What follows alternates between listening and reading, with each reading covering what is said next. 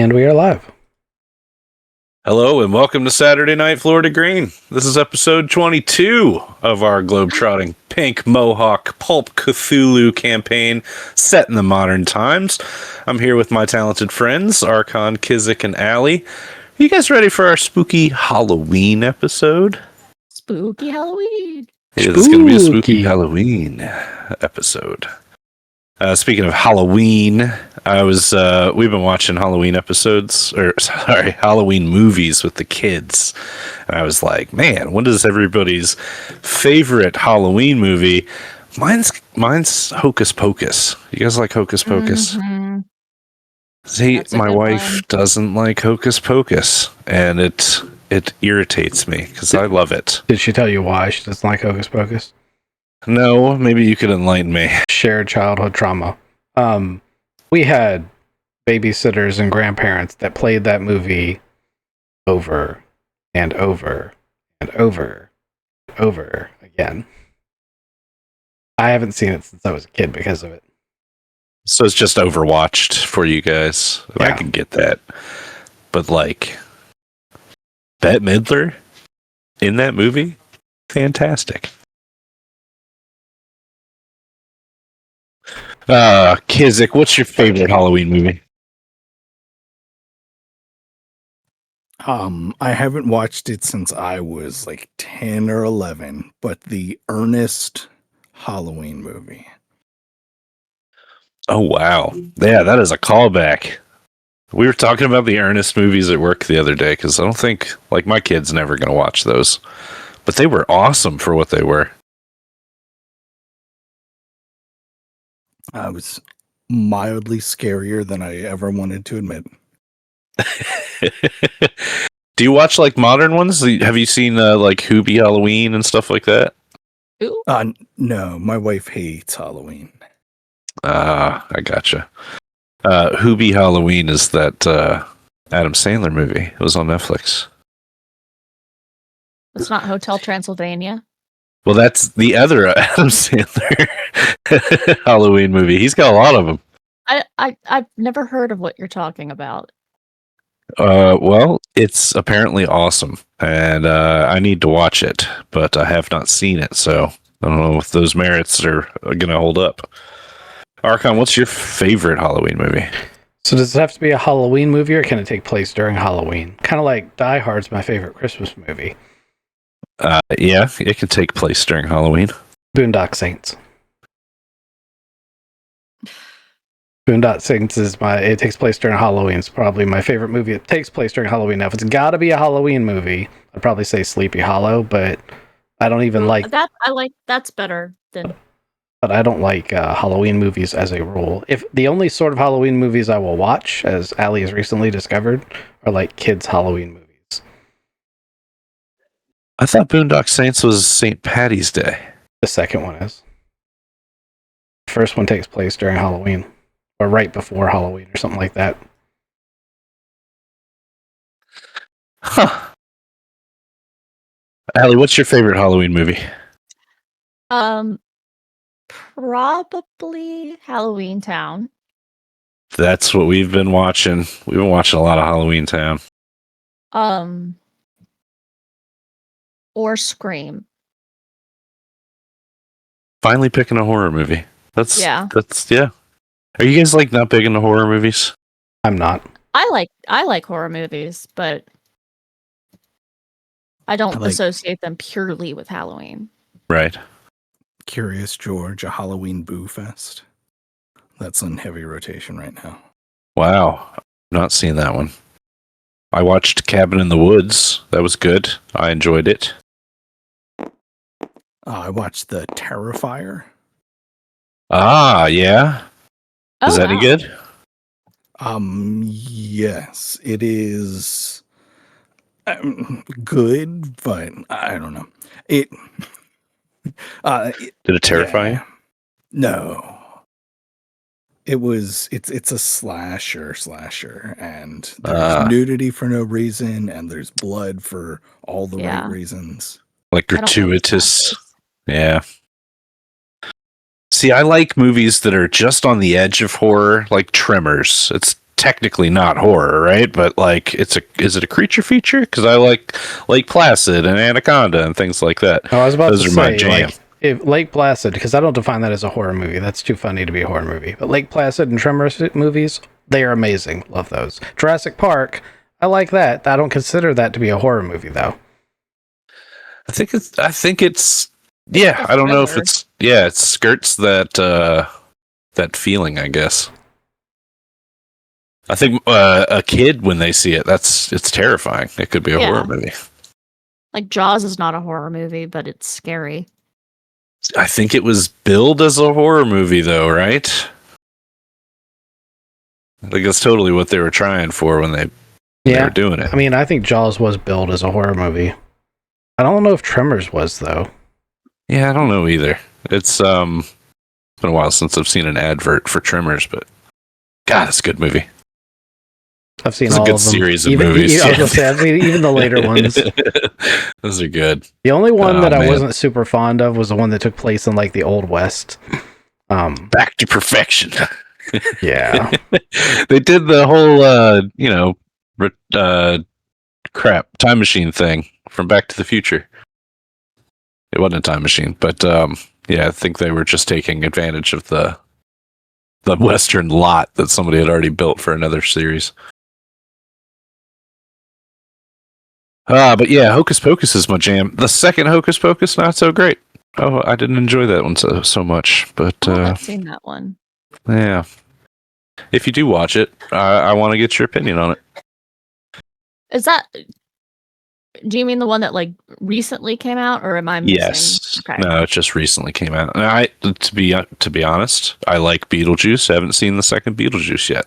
Oh, Need I to haven't watch that seen one. that either. But I Does do Beetlejuice love count as a Halloween? I would say it's a Halloween movie. It's definitely. I would watch that seasonally. Yeah, it's one of my favorite Halloween costumes I ever wore. Oh, you dressed up? As which character? As Beetlejuice. Nice. And I went to a Voodoo Fest in New Orleans, dressed up as Beetlejuice. That's cool. That's rad.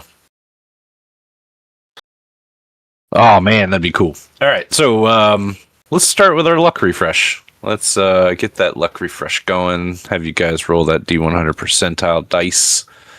Compare that to your current luck. And if that result is higher than your current luck, you're going to add a 2d10 plus 10 to your luck score. If it's equal to or lower than your current luck, you're going to only add 1d10 plus 5. Unless you're lucky, like Archon, he gets his own special rules.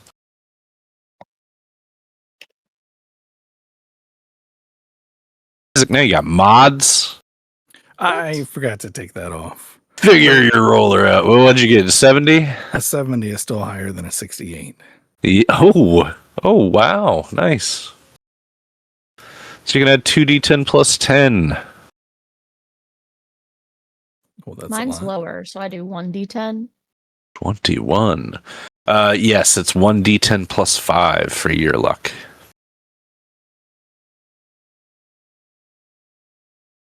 All right. A 6 plus 5. Not bad. Not bad. Archon, what'd you get? I already have a 99 luck. Ah, okay. Oh, I can't. Let's spend some luck this episode, maybe. I didn't realize I didn't spend any last time. I was sitting here scratching my head like, surely I did, didn't I? Do you guys remember what happened last time? During the last episode, the players infiltrated billionaire Sydney Sarpa's New York City skyrise and hacked her computer, which provided you with an address for Kevin and Paris. You've also discovered a small problem with the McDonald's in the city, and you may also now be contemplating, becoming a playwright, and you're having a ton of really good ideas. You guys have that one clue, though, for Kevin. An address that was on Sydney Sarpa's computer. It was Victor Schulker's Road? It's number 6. Anyway, it's a real address. We don't need to worry about that right now. Let's start with a little cutscene.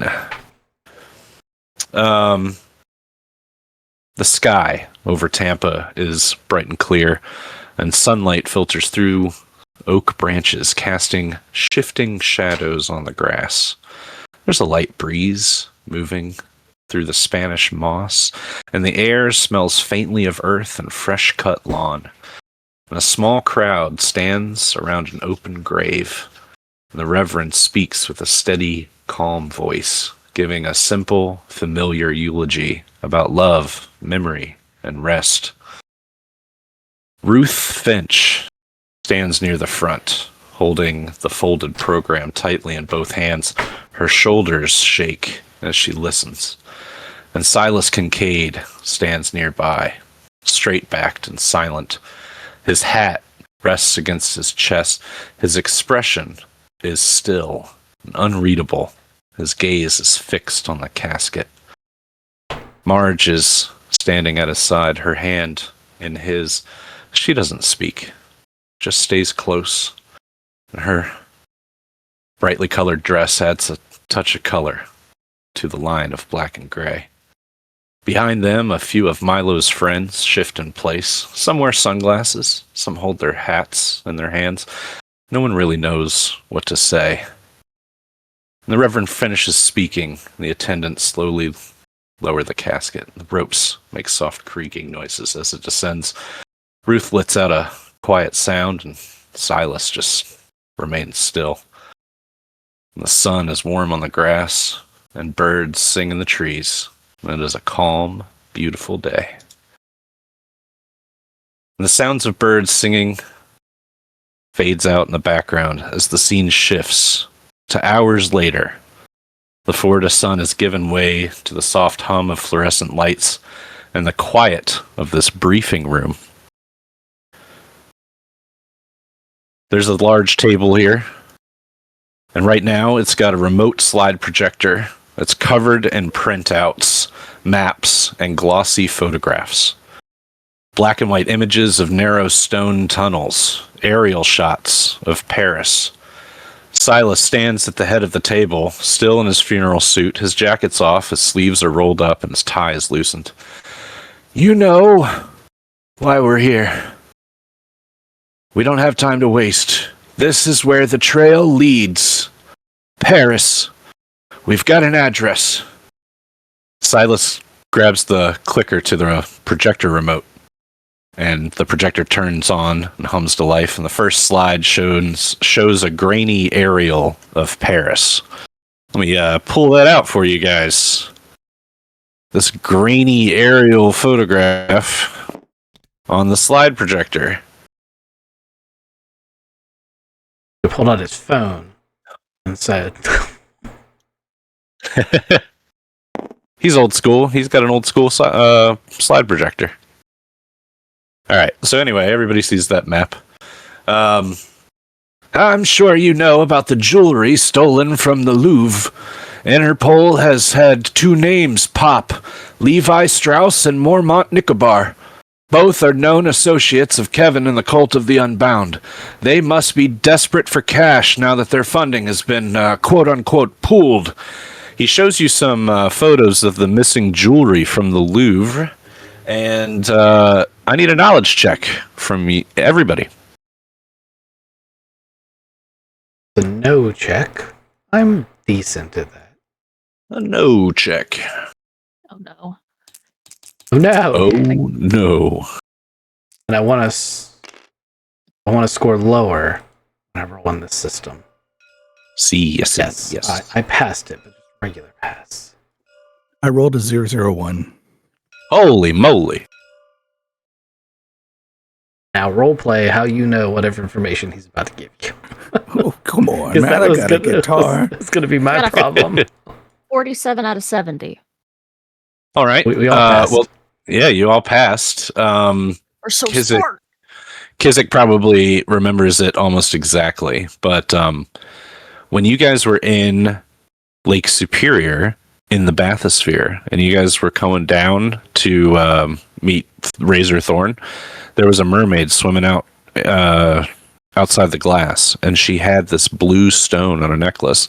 Those are the blue stones that are in this missing jewelry. They're big ass blue, I think they're diamonds. And you guys would immediately recognize them after looking at this photo, that these are mermaid gems, and they have, like, they're inherently magical. You guys know this.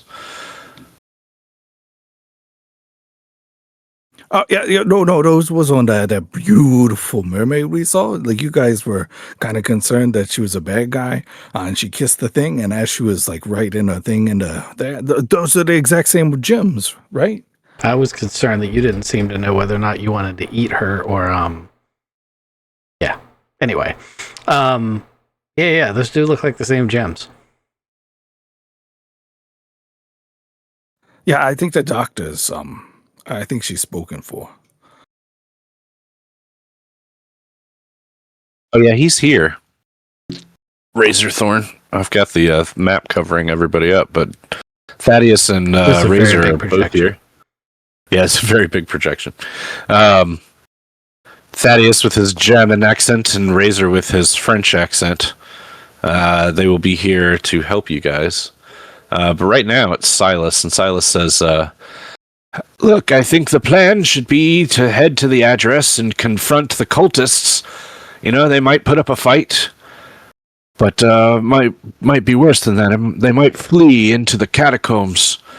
And if you go down there, it's going to be like a maze, a labyrinth of tunnels. So there's a catacomb entrance, and they're in the place that they're in? It's not uncommon, actually, to have, like, inspection holes and old staircases and things like that go down there, yeah. It could be. I just want to give you, all the information that I can. You're going to need to travel light going in, but, you should be smart about it. Bring red light flashlights to keep your night vision intact. You should bring knee and elbow pads, waterproof comms, climbing, and rope gear. You know, the Thorn DNA scanner is your key. It'll pick up the traces of wherever we need to go, but don't kid yourselves. The catacombs are 200 miles of tunnels, a lot of ground. And the Cult of the Unbound know how to disappear. I'm not going to send you in blind, though. I want you to meet a French vault agent. His contact information says that he knows every rat hole in that city. His name is Hal Handyman. If you decide to work with him, that's great, but you don't have to. Just in case you do, I'll give you his number, and he can help narrow the search radius and guide you to the cultist's nest. But you follow that DNA scanner more than anything. You lock in, and when you find Kevin, you end it. Do you have any questions? This is the apartment. I'll pull that up on the satellite. And then just in case, I've got this old map here of the Parisian catacombs. Flip it around here. And then, I don't know if you've ever Googled the catacombs, but they're built on, like, old Roman quarries. And back in the 17th century, the cemeteries were getting really full. So the churches kind of dug everybody up. And there's 6 million bodies down there in these ossuaries. And most of them are ossuary. Yeah, they're most of them are marked. They're very detailed and beautiful collection of remains, and it should be, revered if you walk down there. But you should know that there are Parisians that roam the catacombs. They're called cataphiles, and they've been down there for a while, ever since the catacombs were first discovered. And some people have even, created tiny clay cities and things like that down there. But you'll know if you run into a cataphile. They tend to be a little nuts. Yeah, I'll just keep giving you guys photos of these Parisian catacombs. I tend to have a lot of them. Look at this one. It's some sort of altar. And there's great, just I mean, you got to consider them to be ancient ways down there. I mean, the Roman quarries, they're over, 2,300 years old. Oh, here's another one of that little clay village. Ooh, and he seems to get kind of excited about these skulls. Look at that. This is just beautiful. I just hear a as he's switching between old school projectors. Oh, yeah. Click, click, click.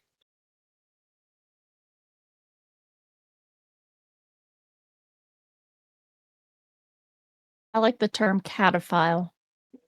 Cataphiles, yeah. Some people spend their entire lives just devoted to the catacombs. There's going to be a lot of, graffiti. I bet the graffiti's wild down there. But I would use your DNA scanner, as a tool, as a guide, like a compass to try to track down the thorn that the Kevins have in custody. And, yeah, make sure you bring, lots of water and red lights and, keep track of where you are.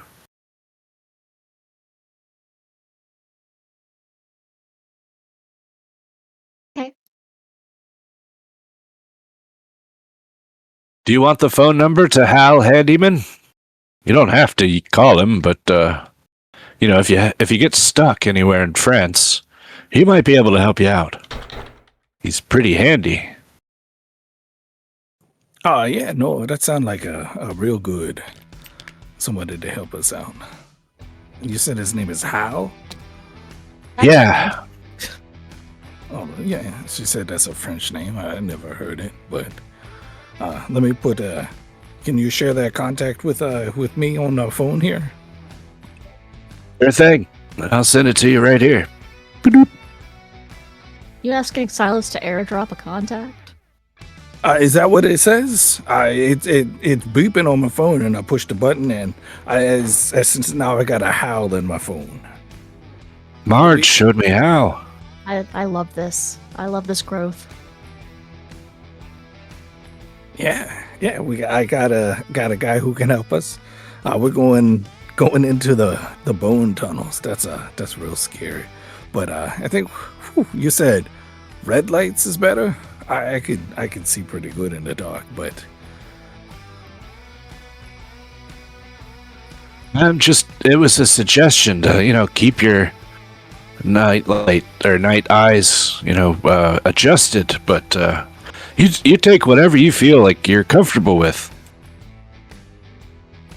I also suggested knee and elbow pads, and shit, I'd take like some Headlamps. I don't know. Yeah, headlamps or GPS tracking devices for each of you so you don't get lost.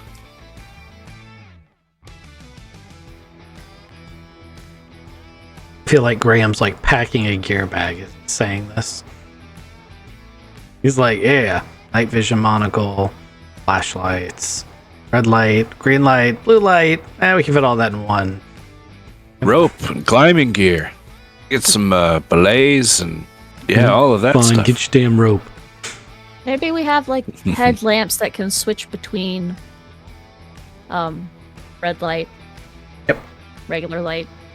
And infrared, so that if you're wearing the night vision monocle, you can see light, but unassisted people won't be able to see your light. oh yeah, we gotta have something to tag our places so we don't get stuck in a loop. Ooh, good idea. I get some Breadcrumbs. I get some IR spray paint. I take a Sharpie and write breadcrumbs on the side of the can and put it in my bag. That's a hell of a good idea, yeah. You don't want to get lost in there, and be able to backtrack is very important.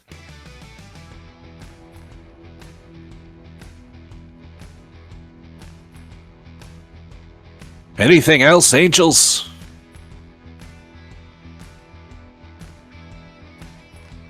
Gavin looks over at Stella.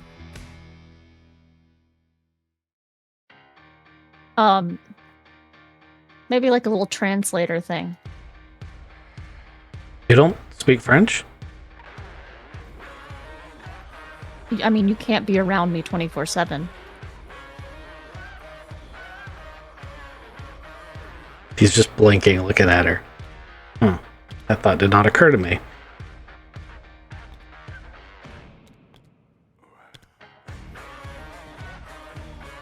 Pull out my phone and get the shittiest translation app on the face of the planet.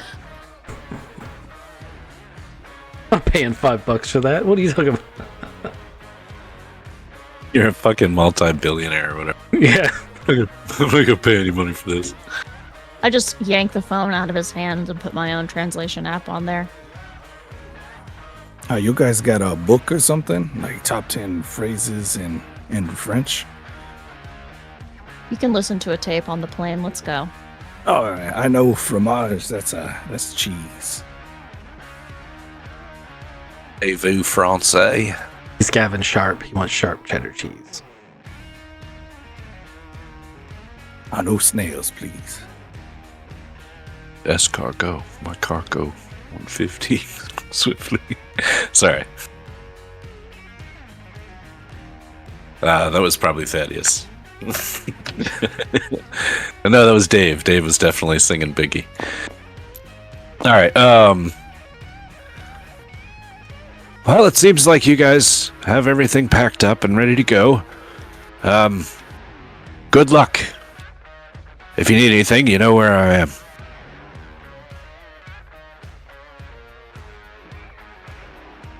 Very stoically.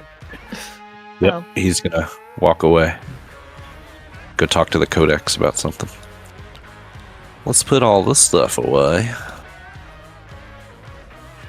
Did you call them bone tunnels? Is that not what they are? I mean, there's a bunch of bones and you go into the tunnels, and they said they got like holes in the bottoms of all the French houses. I don't think I ever want to live in France. That sounds terrifying. Bone tunnels. I don't think they're in all the French houses. But that's what Silas say. He also gave us a map that pretty explicitly Pretty sure he says did that's not the say case. that. He said they're near access ways, meaning you can go into the street and jump down a manhole and be in them. That's too close to the bone tunnels for me. I'd much rather stay on the ship. Can't handle that.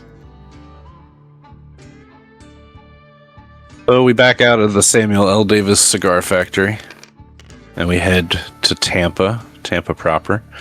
And you guys have the Albatross parked nearby, ready for an ocean takeoff. And you guys pile in the plane with your gear and everything ready to go in like big cases and things like that. And then you take off and you fly to Paris.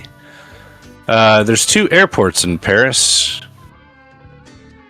Do you have any idea where you want to land? There is Airport Charles de Gaulle and the Airport d'Orly. D'Orly? I don't know. I'm not French, and I'm terrible at pronouncing it. It's just Orly. Ah, Orly.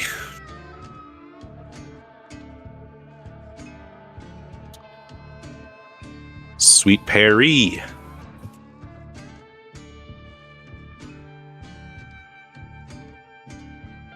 Regardless, I think should you have could- brought Dave. He could have climbed the Eiffel Tower and we could have taken pictures of him, like, swinging off the top of it. That would have been fun.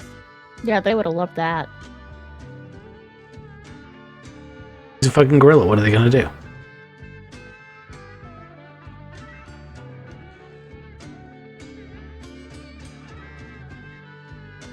I'm good with either site, guys. I don't know the area, so it doesn't make a difference to me. Oh, okay. I've only flown into one of them, so Yeah, I'm like, kind of concerned that this airplane's going to land on the ground and not in the water. I've landed it on the ground before.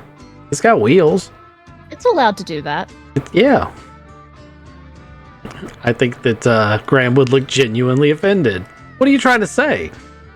Not saying anything, just this flying boat is not going to be in the water. I see you like pull it out of the water and put it in there, and I see the wheels, but I don't know. And we've been together for a long time. If I ever seen this thing. Excuse me, but we've landed on the ground during these very missions. Don't you remember Big Snake Pond? And we landed at a nearby airfield several times.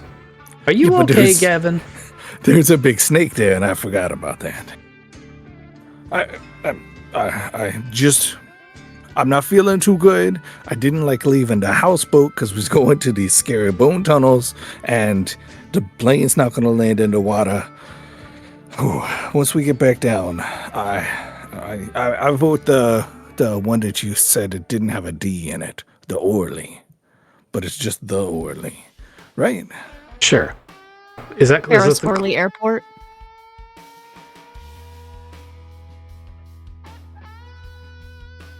It is That was south. closer. We probably should have Yep. figured that out before we left because flight plans and shit, but it's fine. They won't care. We'll just land. Yeah, they love that. Yeah, that won't go wrong at all. It's screaming at you in French. I do not understand the words that are coming out of your mouth.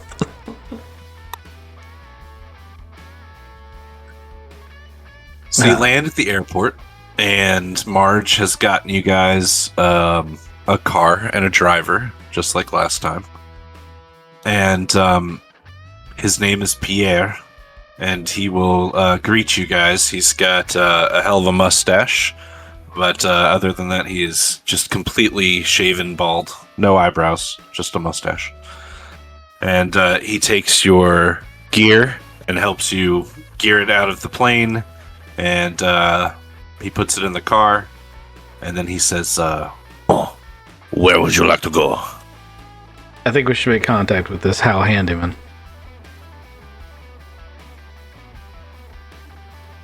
Yeah, that sounds good. We go check in our hotel, have Hal come visit us, and get our bearings and go find that apartment.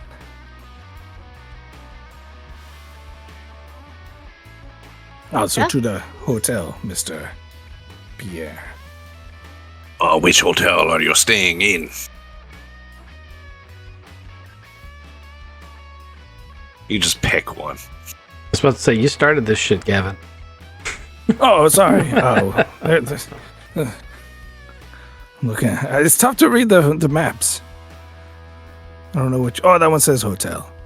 Hotel de Villa. Vite. Upside down. I think Hotel it's de Ville. Oh, that's Ville. like the scary one that eats the cats. Oh, man. It eats it's- the cats. Yeah, that's like the Disney movie. Oh my god. Cruella de Ville. They aren't She doesn't eat cats. cats. Oh my god. That would make for a hell of a Halloween movie. I know you are not staying at Hotel de Ville. It is not a hotel like that. It's the City Hall of Paris. But it says hotel right there. Oh, fine. What March normally does the tickets, and I'm on the map looking for something that says hotel. Yeah, and it's not here. I guess I'm fucking with you because there are no hotels on this map, like legitimate. So Well, there's we'll the hotel for invalids. Yeah. There's Hilton hotels. We'll just go to that. Just pick a Yep. chain. The closer you get to the Eiffel Tower, the more expensive it is. So let's pick right about here. Shouldn't we pick something that's super close to our destination? Oh, if that's where you want to be, That's where it's I up want to you.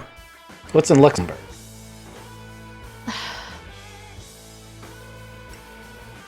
All right, we can Do go see the freaking Eiffel Tower too. I heard that sigh. Thank you.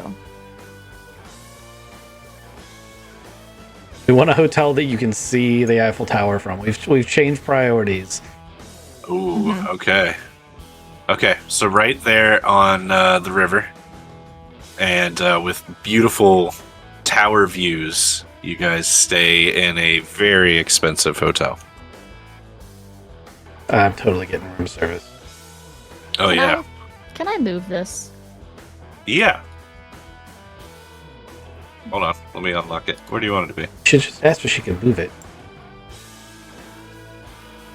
Let's Oh, just we go want- right about here. That's where we want to be?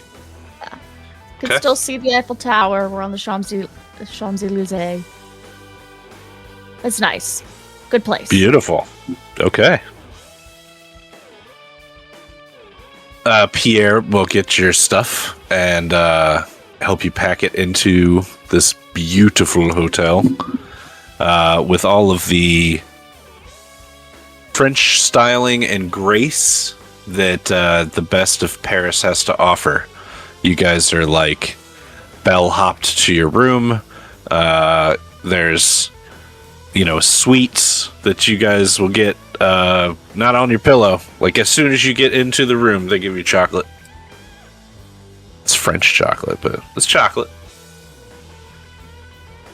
And you guys are treated very, very well as you guys get settled into this high-class hotel.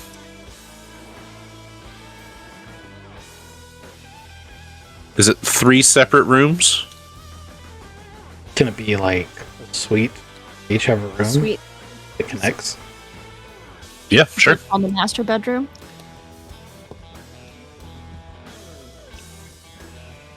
Got a little kitchenette in here, little living room. It's nice.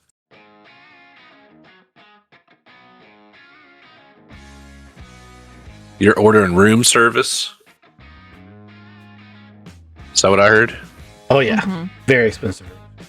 It's French food, and Graham may not be able to speak the language, but he knows good food, and it's France. You got some duck, some escargot coming up. You ordered stuff that you don't know how to pronounce, and they were just like, "Yes, sir, we will bring it right now." You're obviously American. We'll bring your foie gras. Right.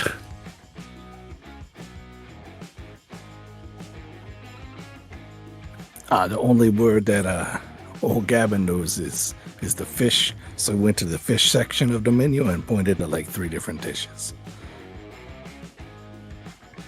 Les poissons, les poissons. Hee hee hee. Ha ha ha. That's French. It is. I just want some fish, man. Oh, I gotta call that Hal guy up too.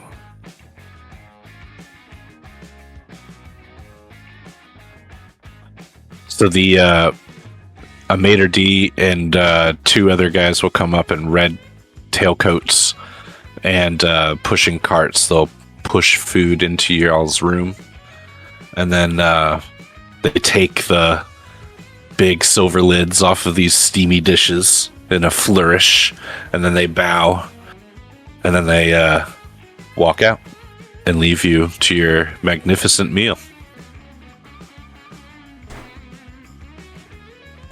It's getting to be about 9 o'clock EM. It's getting dark out, and the City of Lights is definitely, it's living up to its name.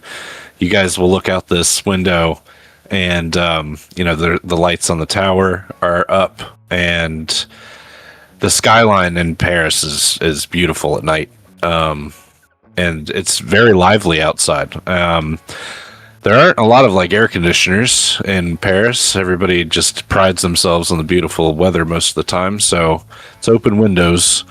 And tonight is no different. You guys can hear the sounds of the city as it's becoming pretty lively at 8 p.m. And you enjoy your meal, taking in the city. It's romantic.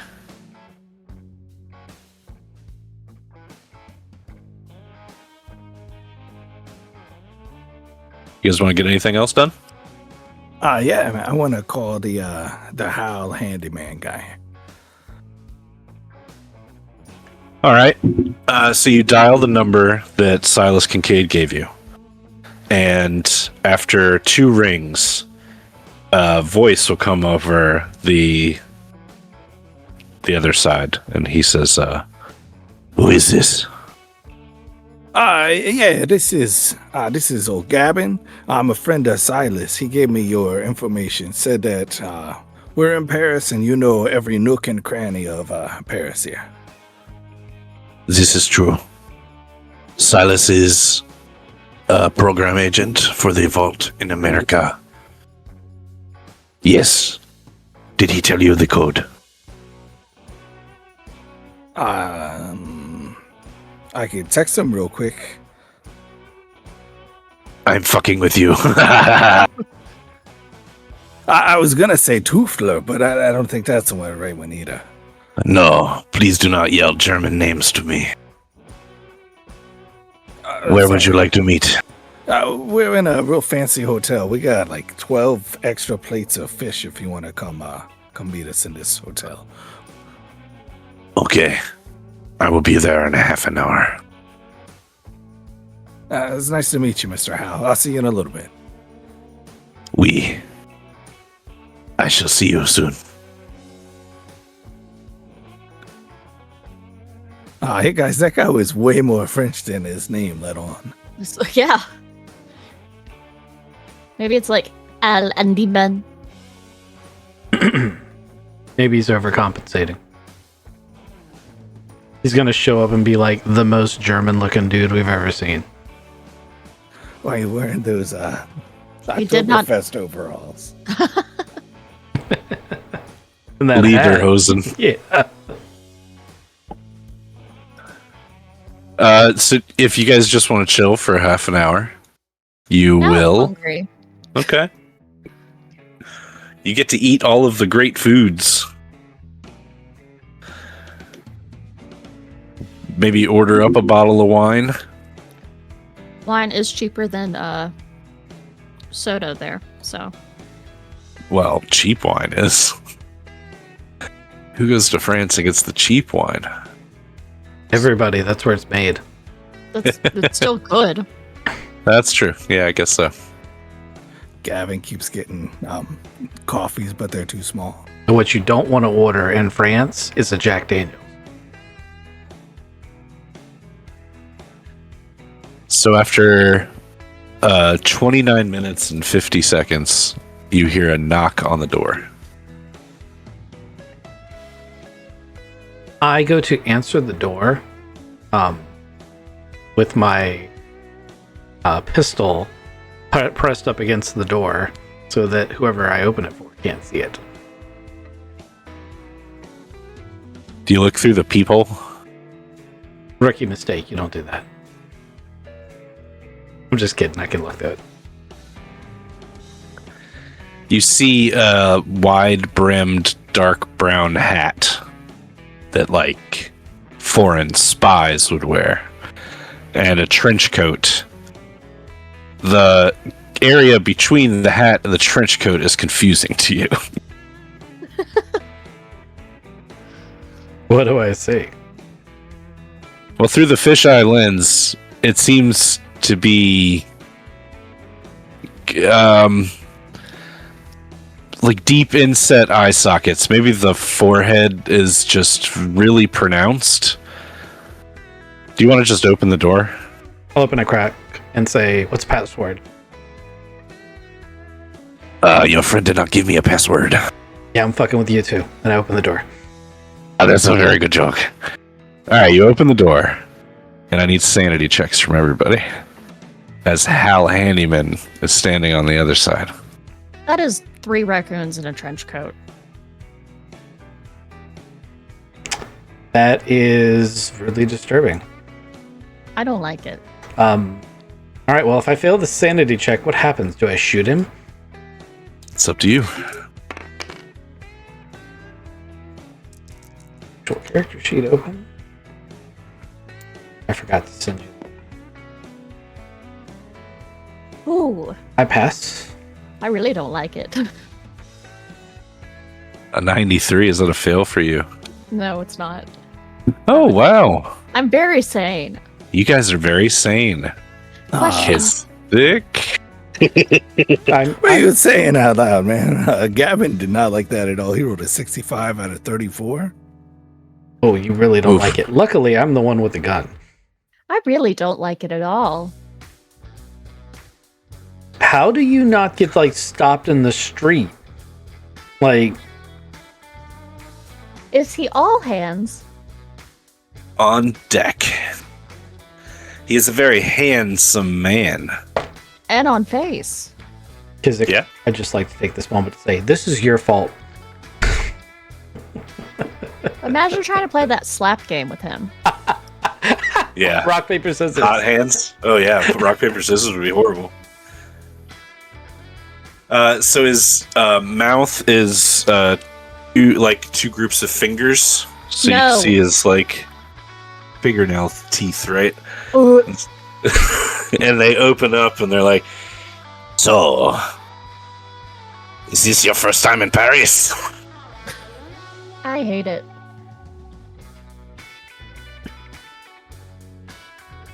Paris is great, you not so much. Oh, So I shit. guess all food is finger food for him. Oh yes, that's true. Alright, Kizik, you failed yours. What's in it? What does he have in his shoes? More hands. So, Allie, I'd like to point out that Hal Handyman is a character that Kizik created on the fly in the other game, in a moment where his Bwop lost sanity. And I feel like we're being fucked with because of that. That's 100% true. Yes. She I probably hate this. she probably didn't know. All right. I'm Kizik, this deeply man, uncomfortable. because you failed your sanity check, you see him as a green-skinned lizard person. Maybe he's figured out how to do this hand thing, but you're pretty sure he's one of the underdwellers. Somebody that lives deep within the ground. Probably definitely a serpent person, or some sort of lizard person. Bwop. Sounds familiar, maybe. You failed that fucking sanity check. He's got purple skin too. Maybe it was green at one point. Yep. You don't know how you know these things, you just know them. That's true.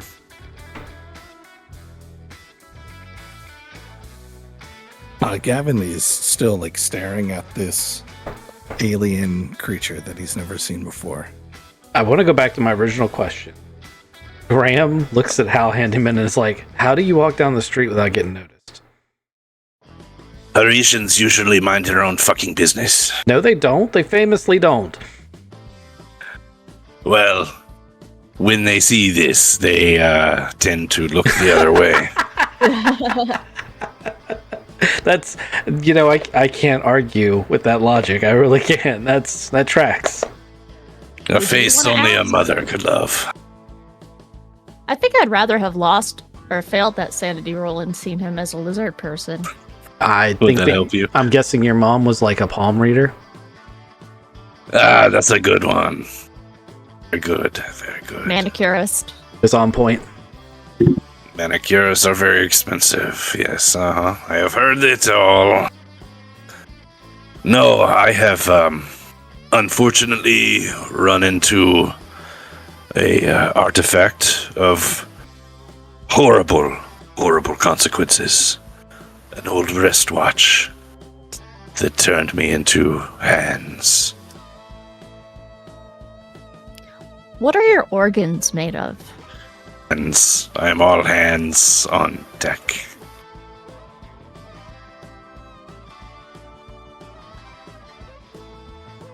I have already made that joke, so it did not land the second time.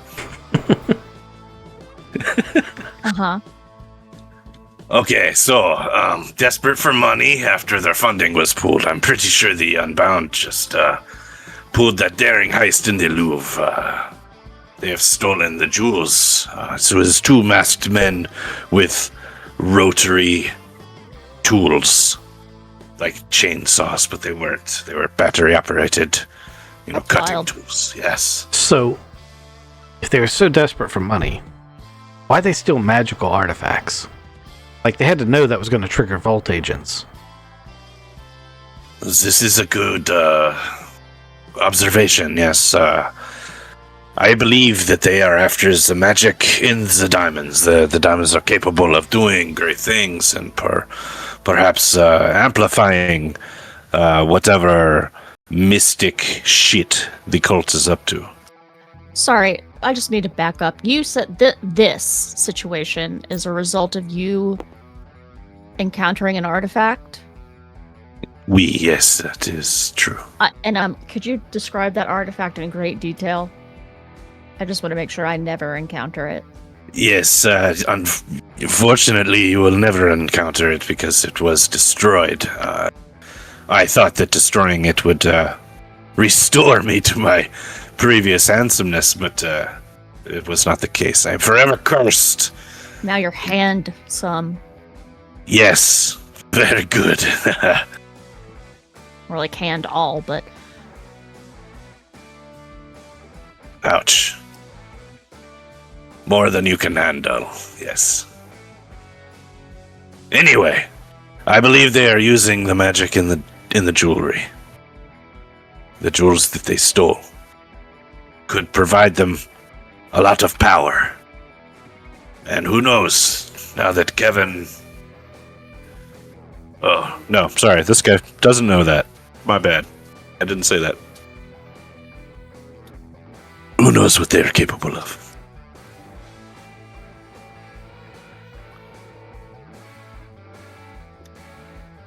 Would you like me to take you there tonight? To the Or should roof? we go? No. To this address that Silas told me about. Are there? You know anything about this particular building? It is very old. It was built in the 1930s.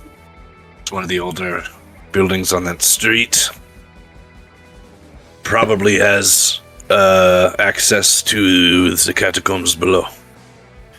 And During the 30s, as in... the 1930s. Okay. As in... Man, when was France invaded? That was in the 40s, right? Yes, pre-war. 4. I don't know.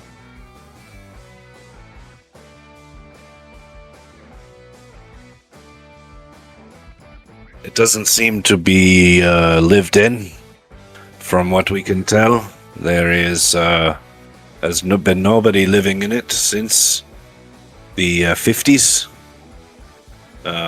So the cult has just been using it as an address and probably as a means or access to the catacombs. It might be a great access point. I've not been in there yet. It is important to know that the catacombs have a lot of it is uncharted, but some of it is a tourist trap. The cemetery nearby, Victor Schokler Street, has catacombs underneath it that are not part of the tourist area.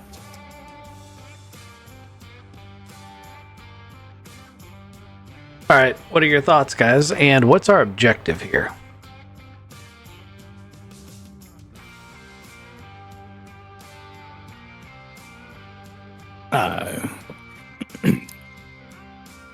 Sorry. It's just a frog with a mustache is. Oh, it's not very good. I think the objective is to make it and try to get the jewels back so that the Kevin guy can't use them or sell them, and take out as many Kevin cult guys as possible. But they're trying to run away, so if we can sneak up from the bottom up and trap them in their apartment, I think that's Gavin's bad plan and goal.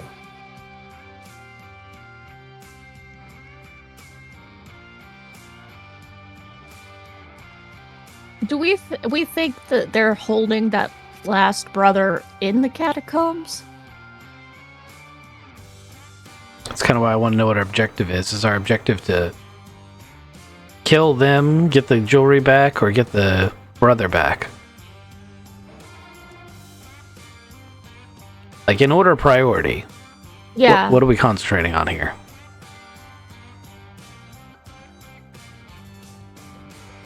I What- think the biggest priority would be saving that brother. I Mhm. agree with that statement. So let's make that priority number 1. And the other 2 objectives we'll consider bonuses. Right? Side quests. Yeah. So now that changes how we're approaching this. Our objective is to rescue the other Thorn brother. They're going to have to hold him somewhere secure. A catacomb seems like it might be a place where it would have places where you could do that. I look at Hal. Yes, there are bunkers down there built in, World War II. There are entire collapsed sections that are inaccessible by any other means. So there could be safe places to store someone. So we get into the catacombs. We don't approach the apartment on surface. We get into the catacombs and find our way underneath the building. Look for a secure bunker. And if we can't find what we need down below, then we look for an entrance into the building we want to go to from the catacombs and come up from the bottom. I can get you close. I can get close to the address, and we can go in a different way that I know. Do you want to go tonight? It smells like you just ate. Maybe you don't want to go down in the tunnels tonight and puke your guts out, and I totally get it. No, I'm ready to go whenever. Yeah. We can go now. Okay. Who's driving? Here. Oh, you know Pierre, the driver. Yeah. Excellent. I feel like Pierre is a very common name in France. Yeah, it's not going to be the Pierre he thinks he knows. Yeah. Oh, you're a different Pierre. It's like saying I know a John and Right. like In a place of 7.5 million people, I know Yeah. a John. yeah. Hey, do you know John? Yeah, I know John. It must be the same John. Yep. Okay, so Pierre, Hal, and the 3 of you get into a vehicle and head to the neighborhood of the Shulker Street. Down here. Actually, let me pull you off this map and take you to the other map.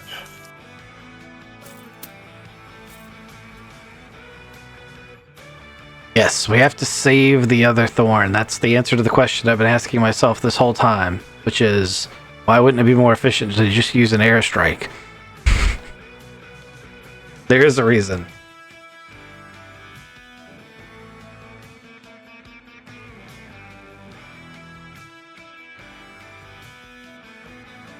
Put what Gavin sees in the Discord.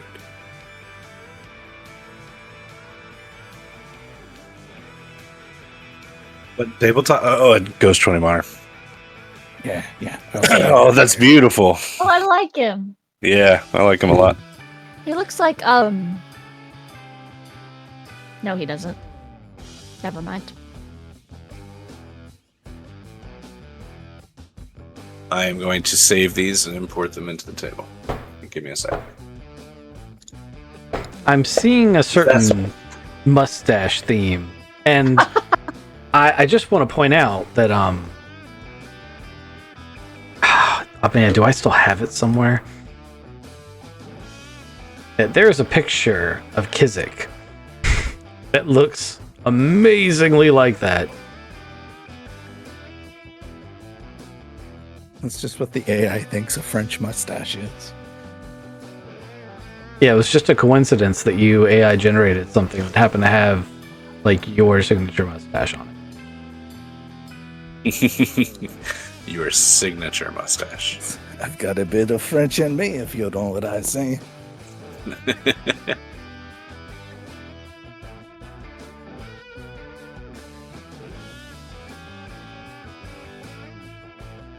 All right, for our viewing pleasure, we now have Hal Handyman, the Lizard Man. it. Oh, These that's so are much better. And we have Pierre. Yeah. Okay. Ooh. And you guys. Yay. and you guys. And you guys. So Pierre will pull up to this section of road here. And he says, if I go to the right, we get to the address. It's there at the end of the street. But I will park here because you told me to. And I am a good driver at the good distance. And Hal will say, All right, everybody out. We've got places to go. People to stay. And people to slay. And he will take you guys around this back corner with all of your stuff. Here will help you guys get it schlepped out of the truck, car, whatever you guys have. Car. And you guys approach this wrought iron gate that's kind of like inset in a ramp that goes down underneath these houses over here. And the gate is kind of useless because while it's locked and chained, 2 of the bars have been like broken, so people can just like squeeze by single file sideways. And it looks like they've been broken that way for a very long time. And Hal just kind of like scoots sideways, and then you see his trench coat move in weird ways as he like squeezes through the 2 bars with a little bit more grip strength than everybody else has. And he motions you guys to come after him. Who's going first? There it is. Oh, so happy. What's the marching order? I can take point. I have low light monocular on that has a IR flash on it, so even if there's no light down here, I'll be able to see. And I'll have my Tesla ready. Everybody's got backpacks with gears that I'm handing out. I'm like, all like, you've got this gear and this gear and this gear, and I imagine Stella and Gavin are looking at it like, yeah, you got rope in a bag, dude. You might need this rope. In the movies, they've always got rope. It's very helpful to have rope. Doesn't take up a lot of room. Speak for yourself. This bag is just rope. And it's tied to me with a rope, like backpack strap. Now, there's more stuff in here. So you got this monocular thing, you got this gadgets, you got this thing right here, you got the super fancy flashlight, and you got the survival thing here, and you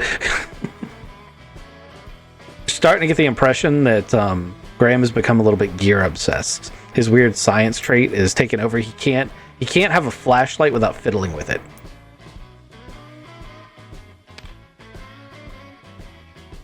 Gavin doesn't like that. He's got his old knife and his... Oh, do I still have my shotgun? In your boot? did you bring it? I don't know if they would have said me that I couldn't make it just walking around in Paris like I couldn't make it through New York. Well, believe it or not, Paris has like harder gun rules than New York does. That's why What? I said Tesla. Yeah. Because Believe it or TSA guy looks at that and I'm like, it's a gift for my nephew. It's just a little toy gun. All right. So, never done this before, but I'm going to challenge you three to draw the map as we go. I will describe what you guys are seeing, and you'll draw it out. That's how this is going to work. I'm terrible at this. This is why I always ask you to do it. How do you draw? You click the little draw button on your top left, and you can pick the pen, the little circle that's usually default to white, let you pick your color, and then there's an eraser next to it. Okay. I'll try. I'm not very good at this. Kizik is pretty good at it. I see circles and boxes, so... Yeah. Kizik, your first room is a 10 by 10, which is these squares. These squares are 10 by 10 squares. So the room that you are in is a 10 by 10 room.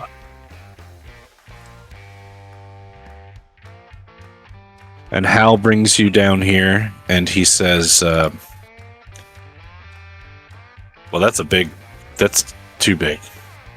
You see the smaller square, right? But there was 5 and 5, and it was really cool. One of these little things is a square. I understand it now. One of those little things is 10 by 10 square. Yes. Sorry, I should have. Wow, this is huge. We're never getting out of here. He did say it was 200 miles. 200 miles. 200 miles of bone tunnel. Bone tunnel. She's thrilled about some bone tunnel. Speaking of bone, well, no, speaking of tunnel, this is what it looks like right here. As you guys squeeze past your 10 by 10 room. You know, that is not the image I had in my head.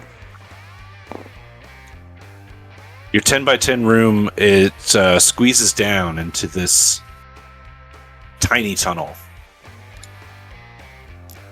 Get you guys off of this. I'll put this little card here. Perfect.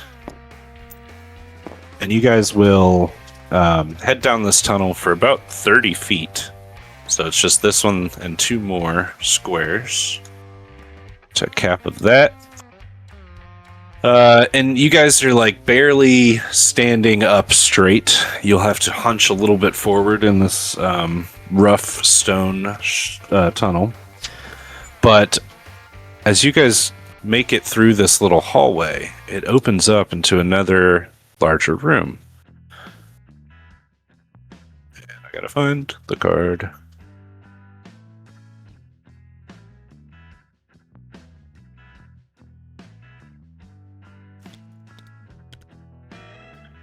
This is called... Oh, sorry. In a French accent, Hal says, "This is the library.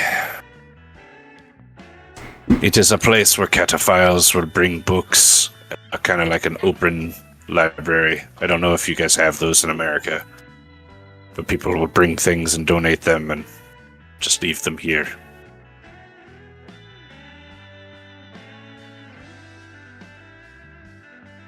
I pull out the thorn detector and scan the room. Your needle on this thing will point at the strongest point to you, or for you, is this direction right here. You should go that away. You should go that away. Except that this... there's another hallway that branches off from this library, and then it goes to a wrought iron gate. Go. Ooh, the gate.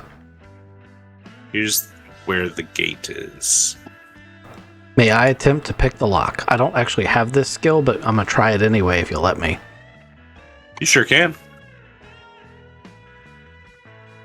Graham has like a literal bobby pin. Oh my god, I rolled a 3! Oh, beautiful. Yeah, he has a bobby pin and he jokingly goes to pick the lock and it clicks open. It was unlocked the whole time. It was unlocked the whole time. I'm checking that so that next time we upgrade, I can roll that one now. Hal's like, that was, I was supposed to do that, but you did great. You did good job, thing. Good job. Yeah, I have a 25. Nice. I You can't should believe mark that. I did. I can't believe I Yeah. passed. That's sweet. All right, so we've opened a gate. So you open the gate and you make your way into another room that, like before, all of these ceilings are pretty low.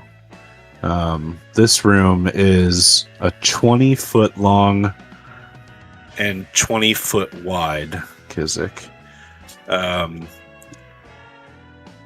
It's all made out of limestone and everything, but the weird thing about this room is that it's got a clay village kind of like shaped in the middle of the room. I mean, this thing is very detailed and intricate, and anybody that could stay down here long enough to form something like that is a little bit creepy, you know? I'm going to ask Stella if she thinks this is like an occult thing.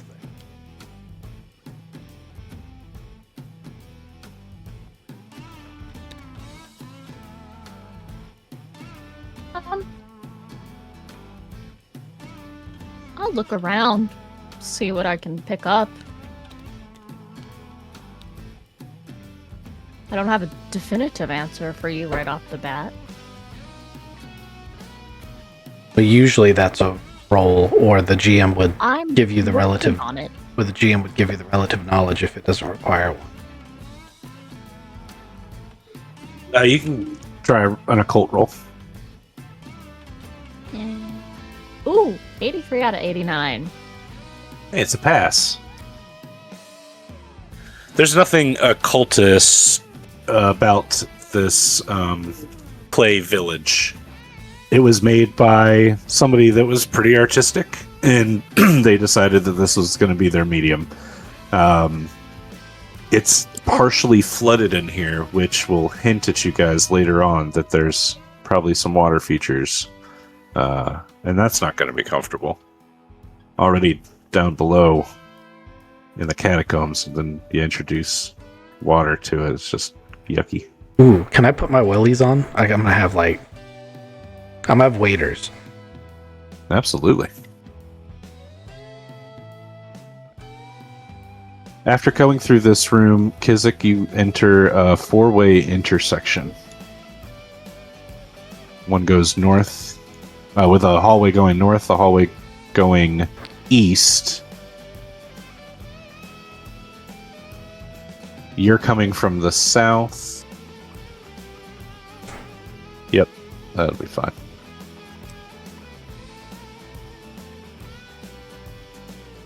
Pull out the thorn detector.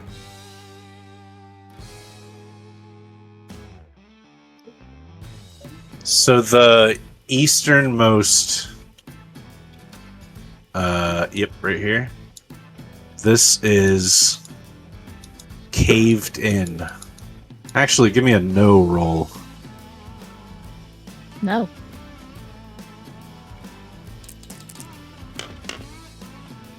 That is a 33, which is it's a regular success by one. Well, hold on. Yeah, it's regular success by 1 point.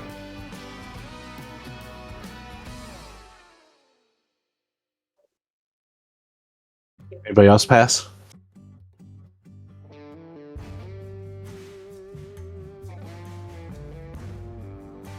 Working on it. 22 out of 70. 35 out of 65. awesome. There was a tunnel here that went further eastbound, but something has collapsed it, and you guys would recognize that it has been recently collapsed by like explosives. There's no like dust in the air or anything like that. This probably happened a few hours ago, but the rubble's still loose, And it seems to block the entire path eastward. Jesus. Your DNA scanner will point past the cave-in. But the only way that it seems to go now is either north or west. And Hal Handyman will say, here, if we take the west path, it takes you to your address.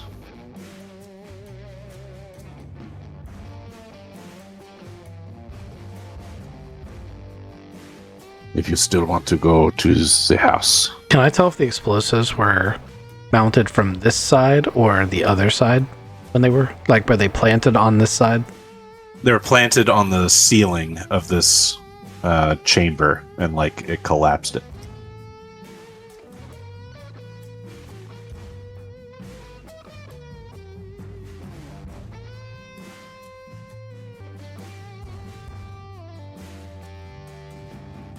Does that answer your question? No. My question was, in what direction were they trying to block? Your side. The side you were on.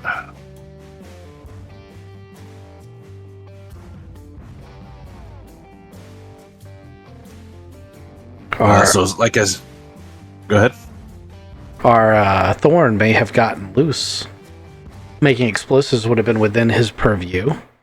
And if he was trying to block entrance to the place where they know they were staying, and his signal's coming from the other direction, maybe he's gotten away from his captors.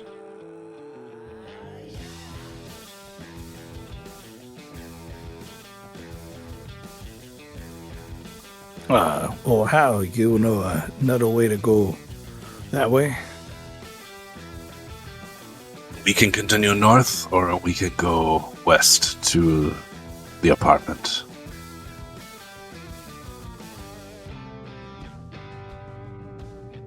All right then.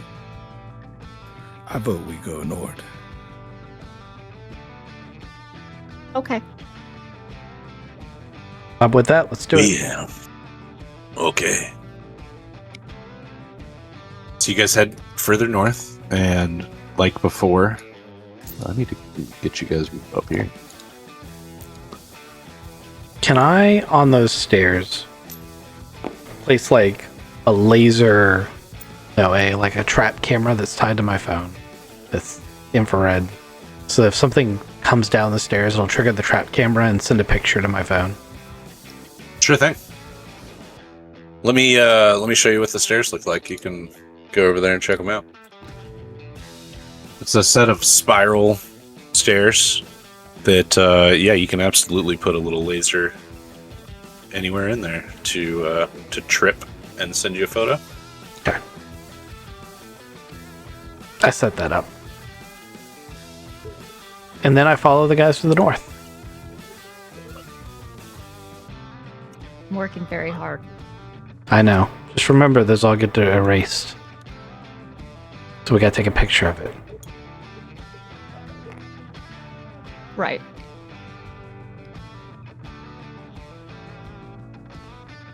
Also, you're artistic too. I'm the only non-artistic one. Makes me sad. She's doing a ghost. I know. Spooky Halloween! It's spooky. As you guys head north, you're going to see a few more things here in the tunnels. Mainly, it would start to... Oh, sorry, because this tunnel goes 10 foot, and then it opens up into a 10 by 10 room, and then there's a hallway that juts off to the northwest of it. So... Do you want me to help you draw this in? Got a hallway here to a 10 by 10 room with a hallway going this way, like this.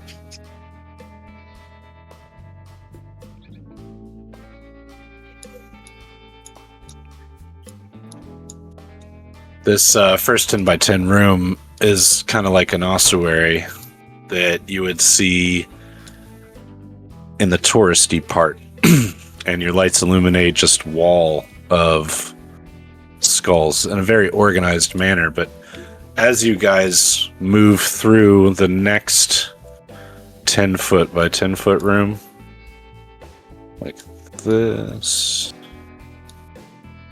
Sorry, Kizik, I'm just helping.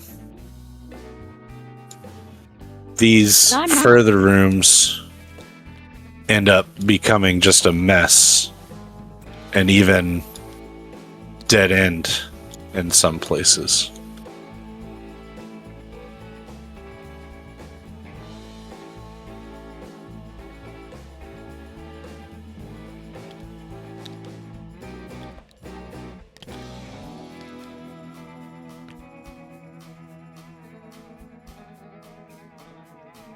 Your trail, though, goes into a very narrow, very squat tunnel, but then comes up on the other side at a World War II style bunker door. Looks like this. It's got graffiti. The door is shut. And can I get listen checks from everybody? Oh, yeah.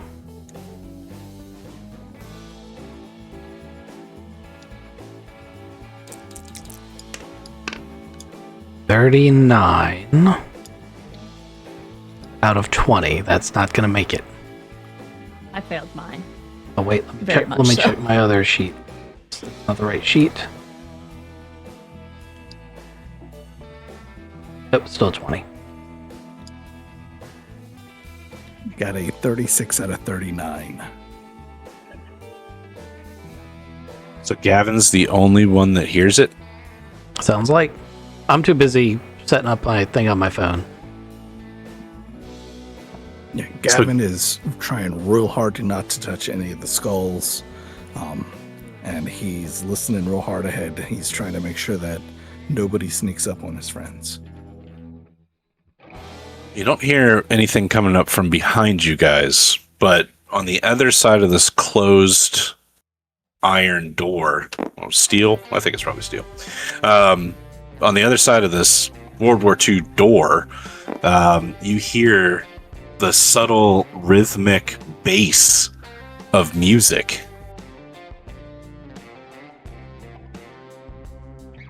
It's not even Gavin, but like the guitar attached to him is kind of drawing him forward.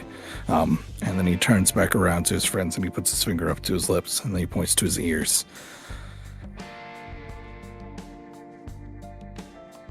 And then as everybody comes in real close, he whispers in, "I think I hear music."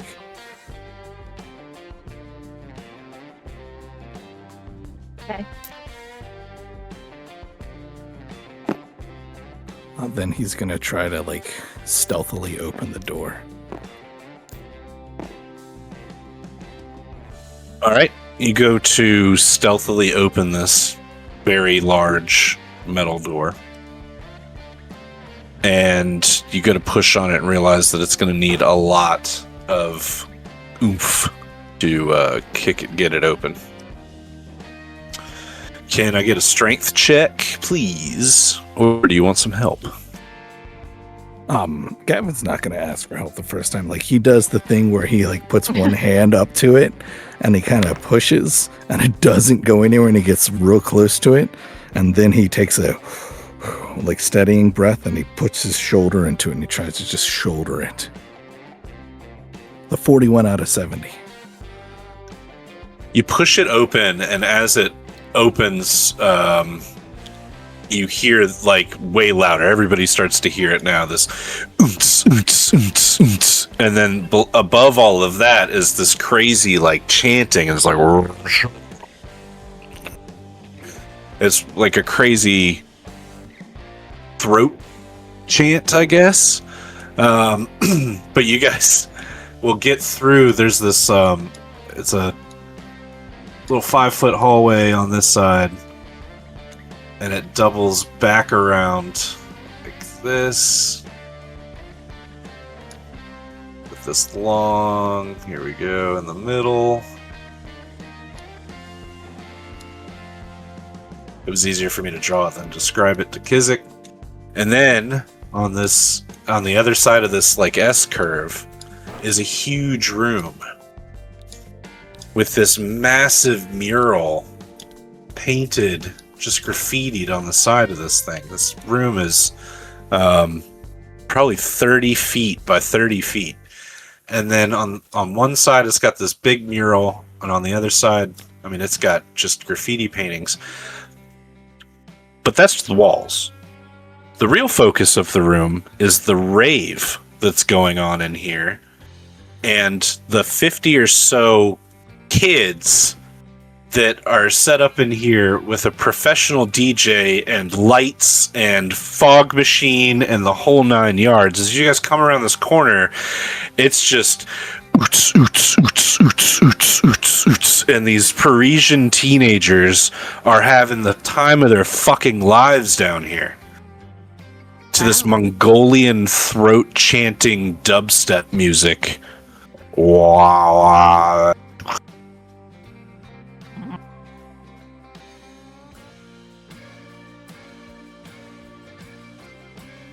Does my teeth necklace pick up any goblin being spoken?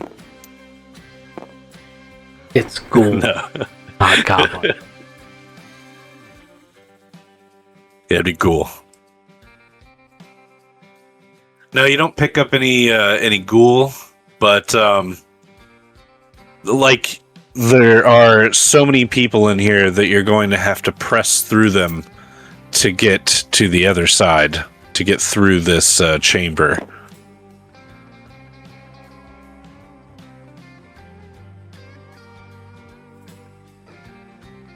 It seems like this chamber's got a exit to the south and an exit to the east, Kizik.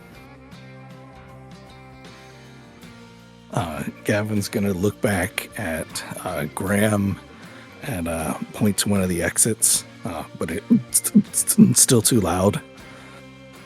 And Gavin was uncomfortable with all the skulls. He's even more uncomfortable of Parisian teens raving. And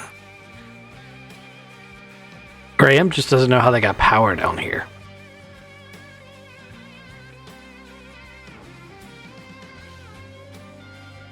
Yeah, you don't really see a way, but they do. They got tons of power down here. Maybe it's a battery pack. Maybe it's a long extension That's cord. what I was thinking. They've just got like 12 extension cords routed up somewhere.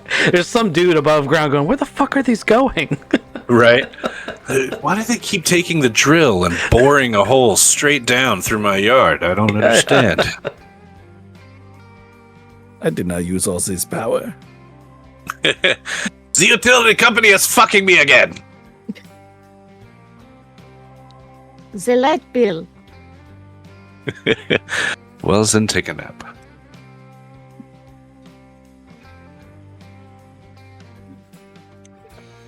All right, what do you guys want to do?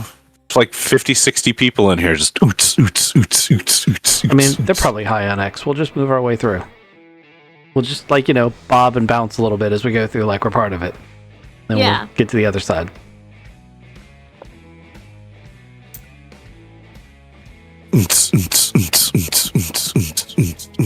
You keep doing that. I'm about to get on Epidemic and see if I can find some Mongolian dubstep. Yeah, That can't Mongolian- be a category. that's totally a category. Mongolian throat chanting dubstep. Oh, I'm sorry. Did you want to go south or did you want to go out the east exit? That is a question for y'all.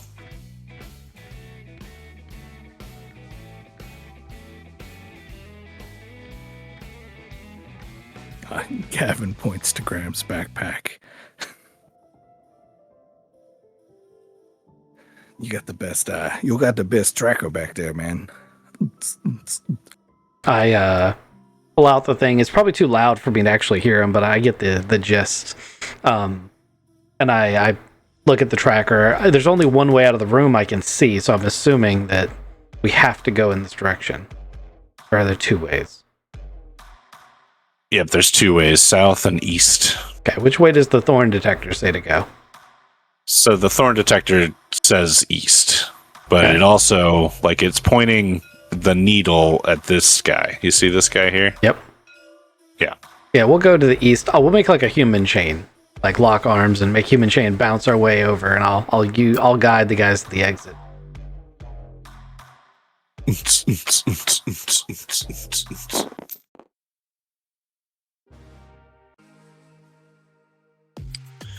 Through here, Kizik, there's another 10-foot by 20 room.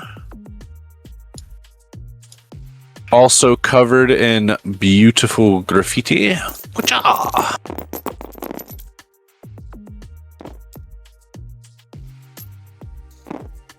Hey, look.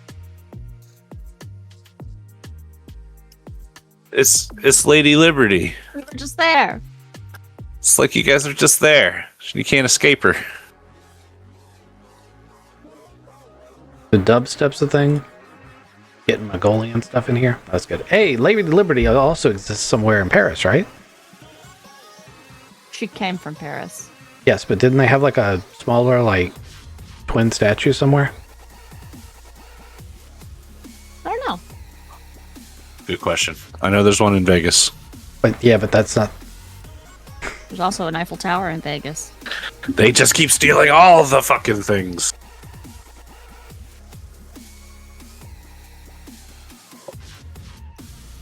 After about 5 minutes in these tunnels up here, you're going to realize that there's a way out that most of these teens are using to go in and out of.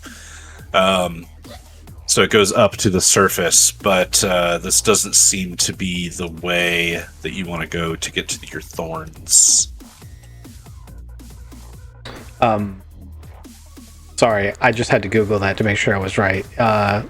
It also faces its sister statue in New York. Oh, that's cute. I bet one has airy armpits. I bet they both do because they are French girls. Nothing wrong with that, of course. And also, when would they have time to shave? Right, they're just too busy, too busy being independent.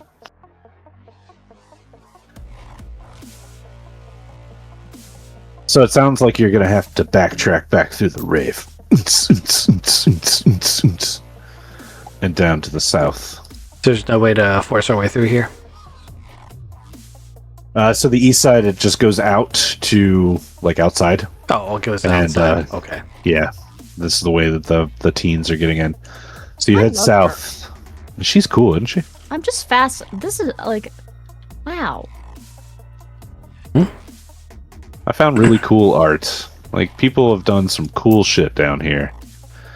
Speaking of something that's not cool shit, though. Oh, you know what? Hold on, sorry. We're gonna hit this one first. This is in the next. Is this gonna have area. something on it I can't put on stream? Let me I'll delete fix this. it. You know better. We do have the capability of drawing. Yeah, but not on things that are mobile. Ah, Also, if it's up there for, any amount of time, it's a problem.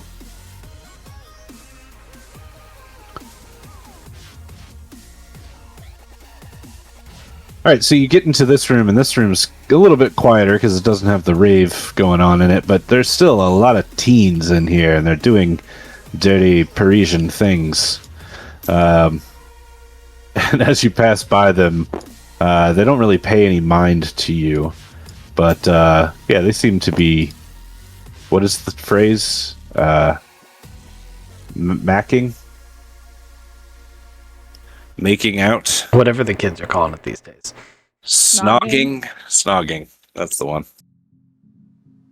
question. Where's this light coming from? It's from you guys as you guys are going through the tunnel. This is your headlamps. Wow. Yeah. All right, so go ahead. What? Sorry. I said, okay. I had no further questions. I've thought of everything. So Yeah, like, so you so take like earlier when I pictures. was like, I'm using night vision. He's like, no, that doesn't match the pictures I've already taken. No. You have them. Natural light headlamps. Natural light. We have candles. So let me actually size this up properly. Sorry, because I realized that you're drawing the map and you're taking it seriously. Does a good job You with guys- that. Yeah, he is doing. He's doing good. So it's like this right here.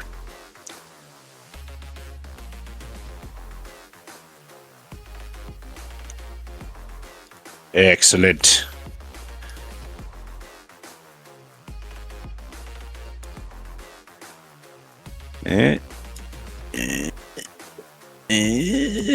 Something like that. Guess what's here? Another cave in. You look at it again, and it's explosive based. And the only way that you guys can continue is south. Which is unfortunate because you guys come to like a well. It's 8 foot. It's an 8-foot hole that's 15-foot drop on the other side, down into the lower levels. I drop a glow stick. Does it land in water? No, it lands on dry, hard-packed earth. Rope. Oh yeah, man, right here in the backpack.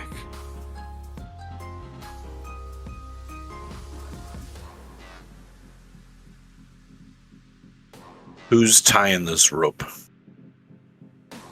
What skill is tie rope? You can do it with a climb check. I can't. You could do it with a dexterity. I could do Ooh, dexterity. sleight of hand. You trying to hide that knot you tying sleight of hand wise? Hey man, you want to do a really good knot? You gotta be nimble with your hands. I think that Gavin should do good this news. because this is a Gavin thing. Oh no, Gavin's ready. Gavin loved to climb down there. I also think that he should be able to use Seafarer for tying a knot. Yeah, that's true too. I'll take that. How do you want to handle it? Just need a roll. All right, I'm gonna go with the boat line because you gotta throw that rope over and it's gotta wrap 3 times around the edge of the pier right there. I rolled a 14 out of 54, which is a hard success. It's awesome. You guys would trust this rope with your lives. That's fortunate because a 15-foot fall onto stone. It might not kill you. That would suck. Yeah, but that it would might suck, kill though. you.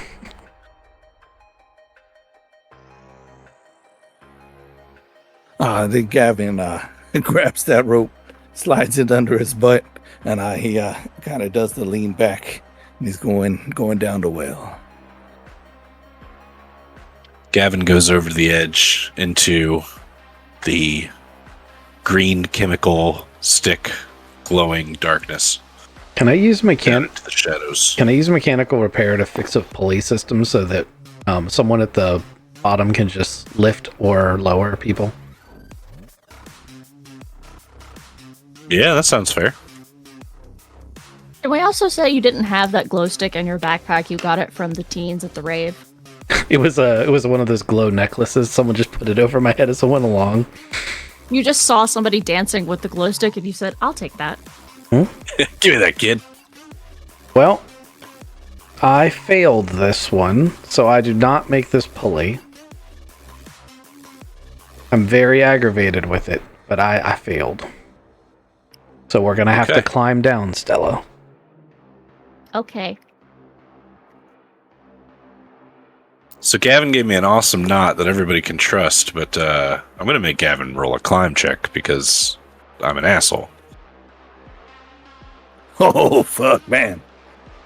Of course, it's our medic.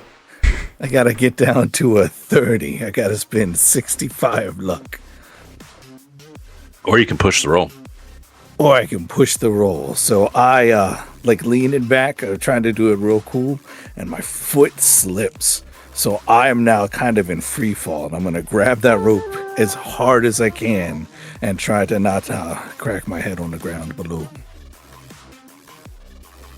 Then I fucking got it. Nicely done, sir. Like Tom Cruise, you stop just inches from the floor. Watching Gavin almost fall. Can I try again and push my roll? If I fail, Yes. I'll untie Gavin's knot. And Stella, unless you want to climb down first.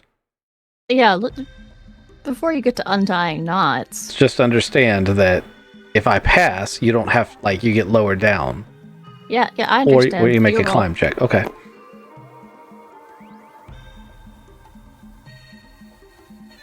Gavin's also down at the bottom now. He's got his hands up.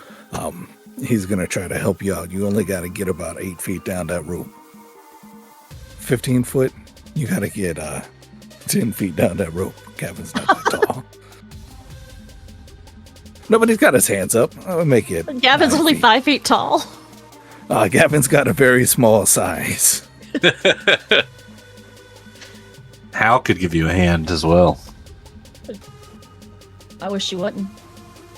Okay. Oh God, Hal could just go down there. Hal's just gonna climb down. He's, Actually, he was down there already when Spider Gavin down. got down. Yeah, Gavin got down there. He was like, "Oh, that was rough." And then, Hal's just standing behind him. Gavin still sees him as a lizard. so, am I making this roll first? Yes. Phew, okay. I super passed. Well, I passed, but didn't super pass. All right. So you've got this. It's like a mechanical system for moving the rope up and down. It's just a pulley. And a pulley like in the top of the descent here, the well. Okay, Yeah, it's someone can stand at the bottom and lower someone down from the top, or pull someone up. That way, only one person has to pass the climb check. That's true. Bella, are you going next? Yeah. You head down this dark hole with the chemical light underneath you, and then Graham coming in afterwards. We'll leave that in place.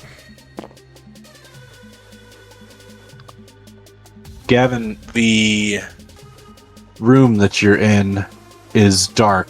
It's a 10 foot by 10 foot room, but then the only way out is to the west through a small tunnel that you can see light on the other side, like candlelight. But this tunnel will require you guys to go like elbows and knees to crawl through. It's really low. Oh, Gavin scratches his bed. He's got the backpack on, so you got to put the backpack behind him and kind of pull it with his feet as he's going to try to crawl through this tunnel as quietly as he can. Give me a stealth roll.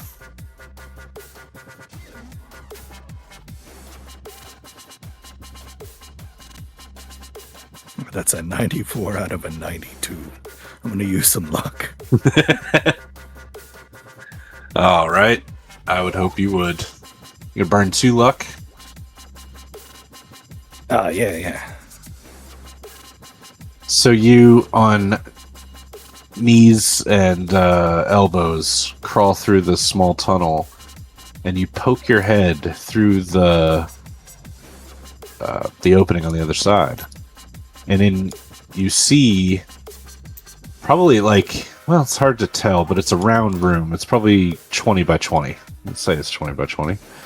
There are candles lit in here, and it's occupied. You can see there's a man in the hammock. He's got one arm kind of like just hanging down, and you can see he's holding a glass bottle of wine in his right hand, but he's swinging in this hammock just willy-nilly. Doesn't seem to have noticed you.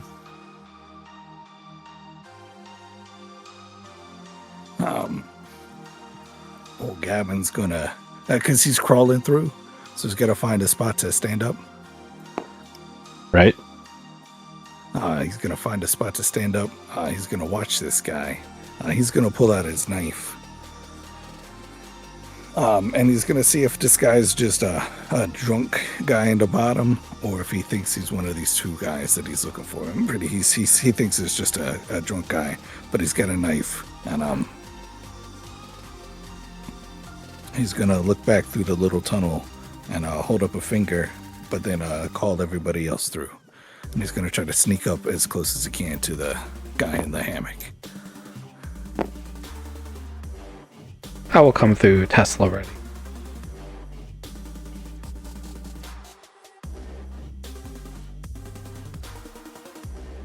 On the assumption, even though I can't voice this, because if I say anything, it'll blow Gavin's stealth. My assumption is that if this guy sees a strange man sneaking up with him with a knife, it won't matter whether he's one of the baddies or not. He's probably going to freak. So I'm prepared to stun this guy regardless.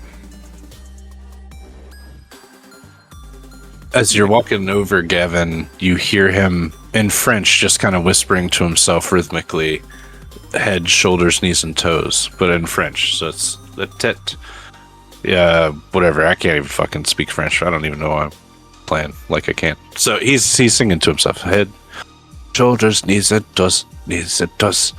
Head, shoulders, knees, and toes, knees, and toes. And the eyes, and the ears, and the mouth, and the nose. Head, shoulders, knees, and toes, knees, and toes. Hallie's making Just fun of kinda- you. He's talking about all the things you don't have. I'll kill him! He just rushes ahead. You die! No.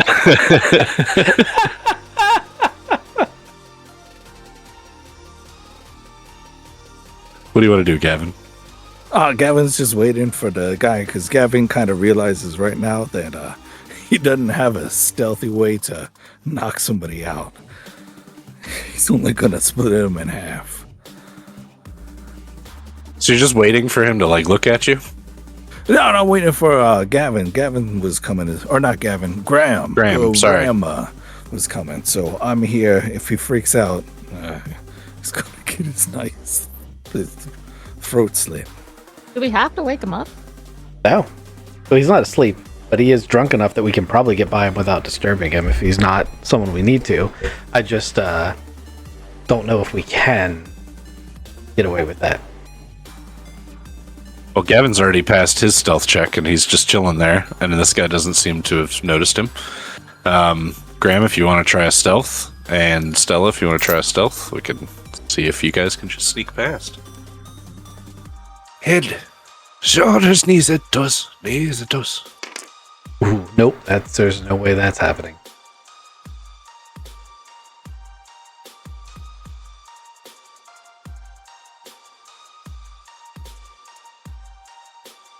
Spend some luck and it would happen for me. I'm a 74 out of 40. So You can burn 30 some odd luck. I could, but that is an emergency burn for something we don't need to have an emergency burn for. Like, that's enough luck to save someone's life. That's true. But Stella passed, and Gavin passed, right? Yep. Graham not passing. Let me double check here. One thing. Oh, yeah. Hal passes. All right. So, as you guys are kind of like sneaking through the room, the man in the hammock will look over and kind of like make eye contact with Graham. And he's like, huh! And he gets so startled that he flips himself out of the hammock and he lands on the ground, and his wine bottle just breaks, and Why would little it be bits that of wine go startled? everywhere. Can I roll like a psychology or persuade? I mean, he knows he Sure can can. hear. He knows he's not alone down here. He's drunk. He's singing to himself. I don't have a giant knife. I'd understand if he reacted like that, seeing, dude with big burly knife. But Yeah. I want to just nod to him and be like, "Hey, what's up? We're just passing through." You have a little like nonchalant nod at him as he's laying there on the ground. He's really Your drunk. psychology. And I Yeah, passed. go ahead. Persuade. I would pass Persuade? psychology too, but Oh, I was using persuade. But I can use psychology if you want. I would pass both of those. okay. So what are you saying to him? I'm gonna try not to say anything. I'm gonna try to use body language. My reason being is Hold his because finger up to his lips. I don't speak French. Yeah, just give him a little little one finger salute, like hey, hi, and just make it clear that I'm just passing through.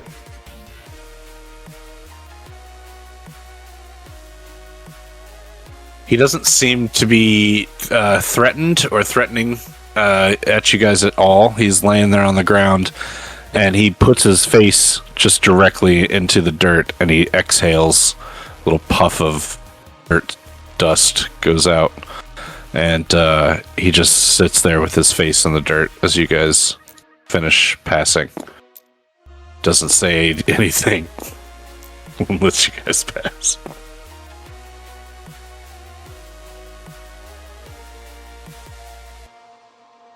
This See? next hallway, Kizik. No knife necessary. Goes down south and runs narrow and narrower and narrower. Kind of like that.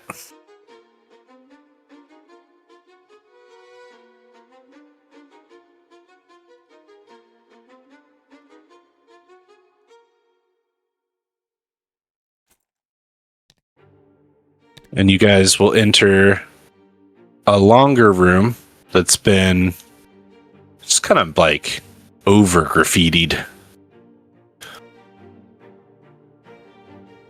This is someone's regular hangout. Does seem to be that way.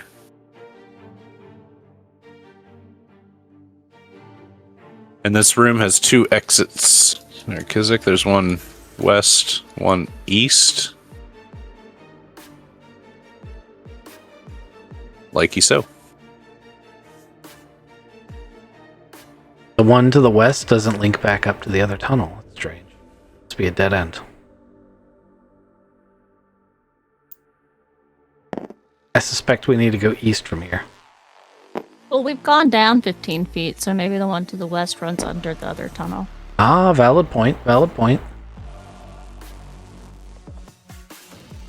Which way does the DNA thing go? I pull that out. Double check it. Still showing west northwest. West, northwest. Oh, sorry, east northeast. Yeah, that's My bad. okay. Yes, still got east. The poles switched while you were down here. That wasn't a tunnel. He's in the upside down now. We're walking on the ceiling. Graham's gonna follow that. Says he's this way. Let's head on that way. Evan, as you make it into this little hallway here, there's no way to like do this properly. But you're gonna see a little ways ahead of you, just at the corner of your vision, or the very edge of your vision, what looks to be a silhouette of somebody standing up against the wall.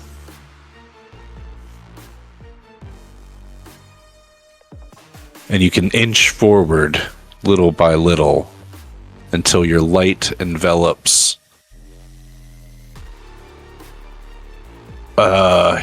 torso and arms and legs of a mannequin that's hanging by his arms from a pipe in the ceiling.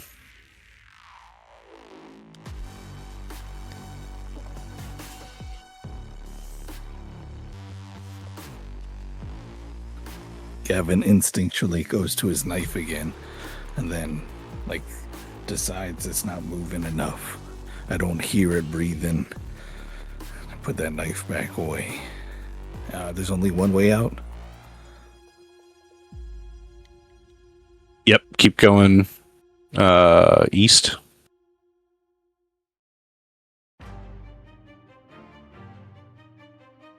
I look back at everyone and say, just give them the old come through.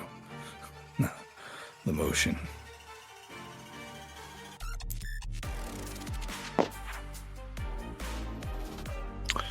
Can you give me a listen roll, Gavin?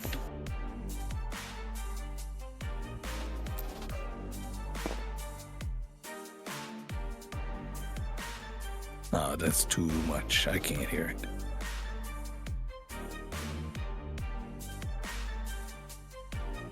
All right. Stella, are you in the back? Yeah.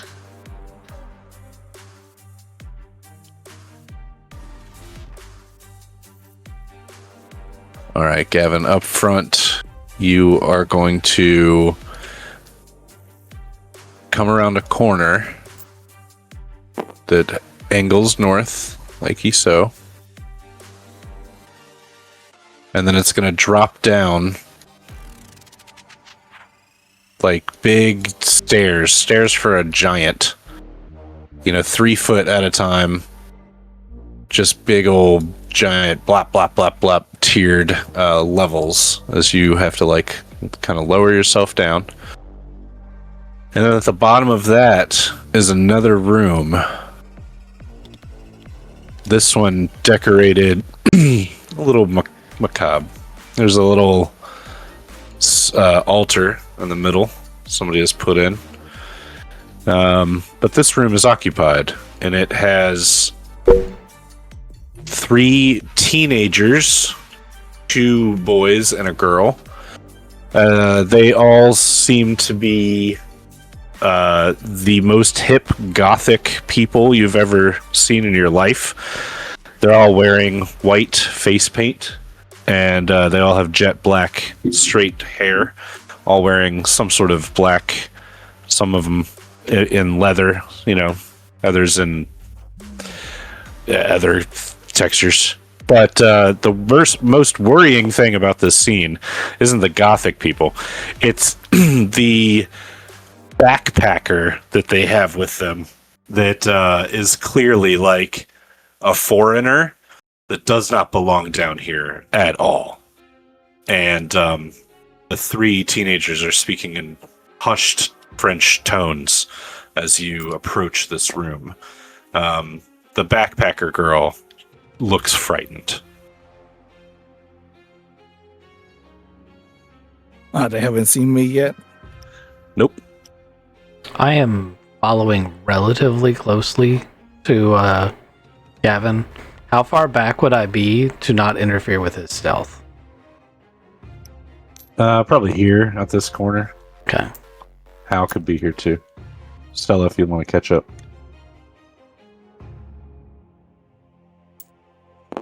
It's like he's at the bottom of the stairs. I'm waiting for a sign that it's clear. I'm assuming there's Gavin, light down there. There's they've got candles down here with them. Gavin has froze, and he's like looking at all of this, trying to take it all in. Then he is going to in English, because that's what he knows how to do. Gavin's gonna say, "Hey, you can't do that," and run in and stand between the gothic people and the backpacker, to try to protect the backpacker. The 2 teenage boys will look at you, shocked that you ran in there, and they kind of look a little bit apprehensively at you. But it's the girl that surprises you and pulls out a long, sacrificial-looking dagger. And she says in French something menacing at you. And merde. Or whatever. And she points the knife at you, tells you to go away. Mind your own business, old man. So, are we at combat time? If you'd like to be. I mean, I just saw my buddy run in there below his stealth and say something, and I can't see what's going on. But I would like to. I would like to intervene when I'm allowed to. Gavin's gonna pull out his blade, but he's just protecting a person, and they're gonna have a little knife pointing at each other contest. He might say "Fromage, get out of here, man! You can't just kidnap people." That's not a knife. He says, "No, man, we got the same kind of knives going on here."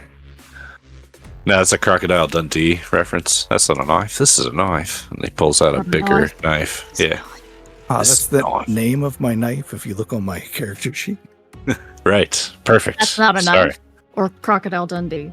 No, that's not a knife. It's the name of my knife. Okay. Perfect. You pull out. That's not a knife. And this girl will get a panicked look on her face as she realizes that this is not going to be as easy as she thought it was going to. Give me. Are you going to say anything to your friends up at the top of the stairs who have been following you in, or are you just going to menace the knife at this girl? I'm just gonna menace the knife at this girl. She's standing there looking at you with her knife brandished, and the two teenage boys will tap her on either arm and be like, "We should leave. We should get out of here. This is a bad idea." And she shakes her head at them at first, but then she slowly realizes that everything that she had been planning has now gone to shit. So she says, "Oh, fine. Okay." And she'll put the knife away. The three goth teenagers will head north out of this. Oh, no, I'm sorry. They're going to go up the tiers. So they're going to pass right by Stella, Graham, and Hal on their way up. I can't see Gavin, and he has not communicated. And now there's 3 teenagers, one of them armed, coming up the stairs. All true things. Last chance for Gavin to say something to teammate. Gavin will, out of the darkness, I say the girl. I think they're leaving, guys.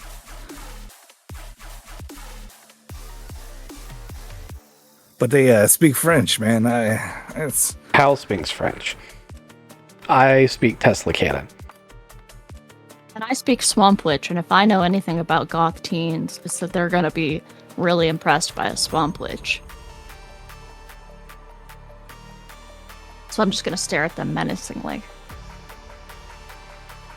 Since Gavin said something, I will allow them to pass on the assumption that that's what I think he's trying to tell me to do. Yeah, man. I hope they're just leaving. If not, we can take them out. They seem to be just leaving as they admire Stella's get up, their outfit, especially the girl with the sacrificial dagger. And they'll try to just sheepishly walk by you guys. Make my way down the stairs as they go past. I'll wait till they're almost fully past, and then I'm just gonna whisper in the girl's ear, "Run!"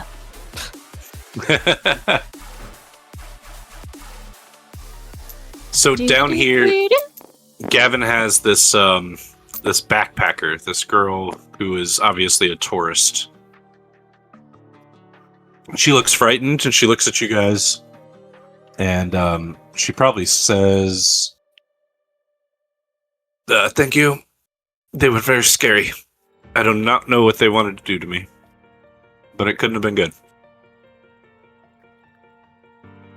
I mean, you're all right now. Can you make your way? How did you get tricked by those guys? How is it in this big year? Taken has been out for over a decade, and you got yourself down here. Oh man, They spiked my drink. If I was in the GM, I'd make a certain very familiar story for that.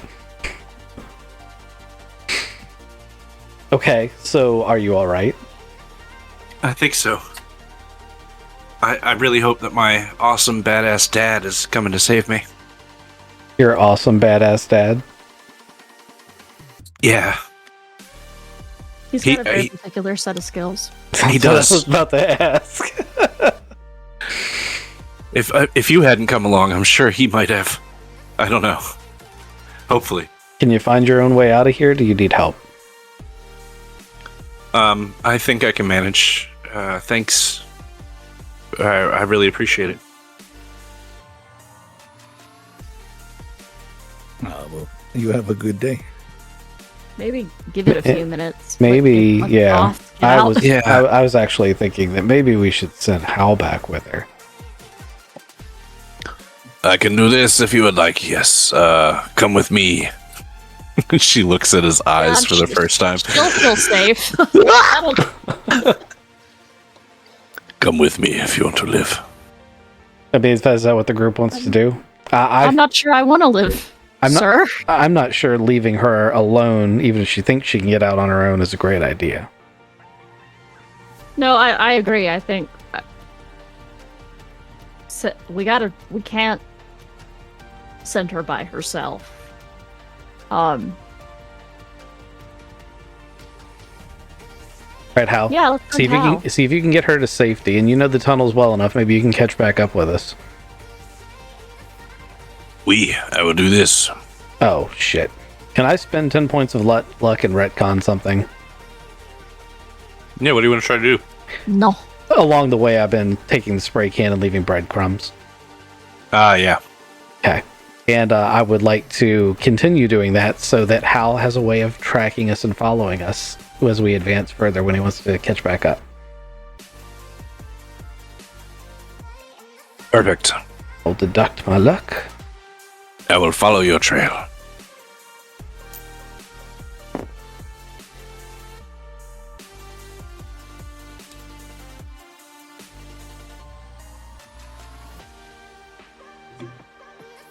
All right, so from this room, there's a little hall that goes north.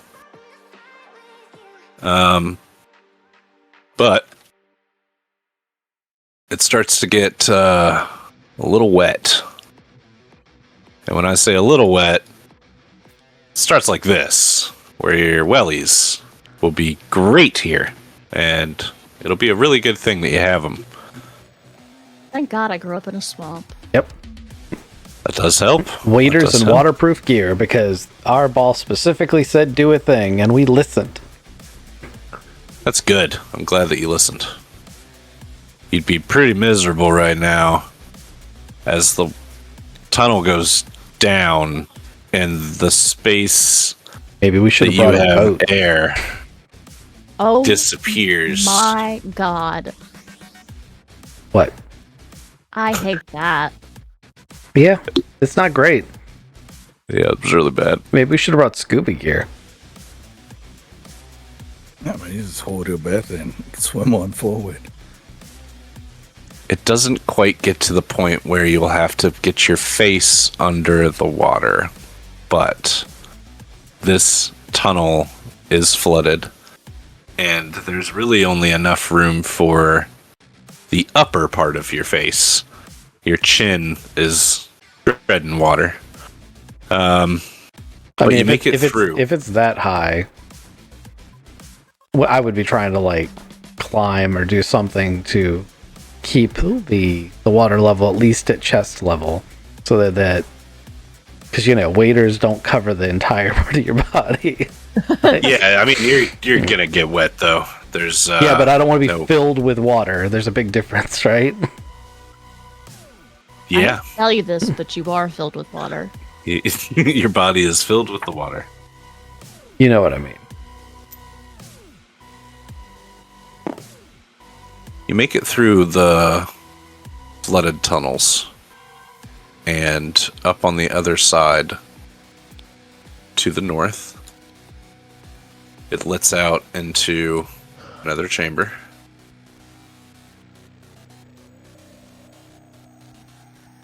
And while you guys are pouring your wellies out and getting dry, Gavin, I need another listen check.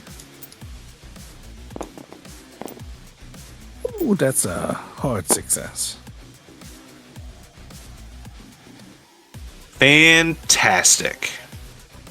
I'm going to give you guys a little cutscene. Now, you don't know exactly what goes on during this cutscene, but the really loud bits, that's what Gavin's going to hear.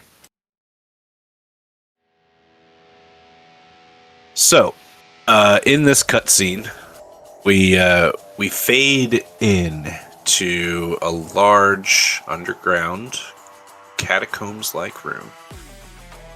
In it, there is a grotesque creature with 2 heads. I will show you what he looks like now. In this cutscene, he looks like this. In front of him are 2 red-robed cultists. Boop, boop. This looks like if Back to the Future was a very different movie. Oh, yeah. If it was directed by David Cronenberg. That's so good. Guillermo del Toro. Oh, yeah, there you go.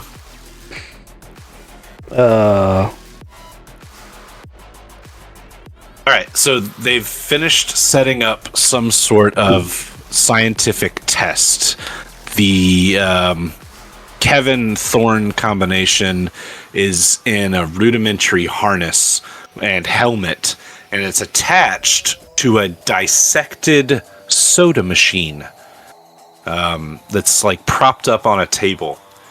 And the Kevin Thorne monster throws a switch, and there's this mighty bang, and electricity starts arcing through the room, and the cultists just scatter. These guys fucking run out of the front room or front door of the chamber, and we continue to see like this lightning arcing and all of the smoke and everything starting to billow up from the space where the bodies used to be. Like they're just enveloped with this fog, and we see an explosion that happens, like this plasma burst of all these different colors, purples and pinks and greens, and out of the colors in the swirling fog break out 10 slimy flying eels that have Kevin's face attached to them. And they all just kind of like squirm in different directions, 10 different ways. And they're like incorporeal. So some of them go down, some of them go up, and some of them go just off through walls. But in 10 different directions, these things just like and slurp out in all the ways. And as the smoke and fog and everything just kind of like subsides, we see Kevin's head pop up out of the fog first, and then quickly right behind it we see the Thorn head pop back up, and they both look at each other just ultra angrily, and they're like, "It didn't work!" And the Thorn's like, "You're the reason it didn't work!" And they both try to choke each other out with each other's hands. And then we cut back to these cultists just running away from there. And they're like, "This isn't what we signed up for at all." And they round a corner and they run headfirst into Gavin Sharp. I heard all of that. Are you asking the DM or you're telling them? No, I heard that. I heard that these guys are coming towards me, so I can hear them coming towards me. So I'm not going to be there as they round the corner, but I will trip them because clearly these guys are bad guys. And I'm going to have my knife out, and I'm going to put it to the back of whichever one got tripped's head, and I'm going to look up at Graham and go, "I mean, these guys are bad guys, right?" As I go to slice one. I feel like I just do the Caesar thumbs down thing. Yeah. Oh, I like that from Gladiator. Womp. All right, give me a fighting brawl. I think that's how we're gonna do this. I can't. Man, I'm pretty good at that.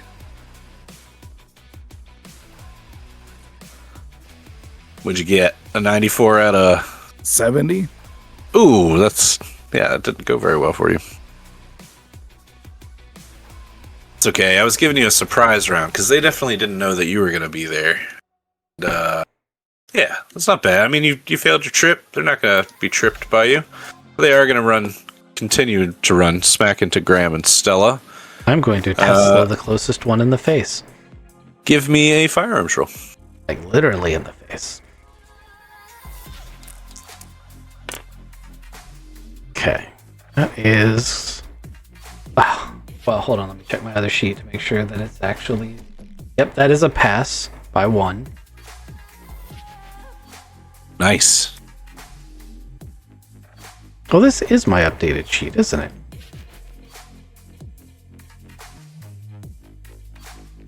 Yes, it is.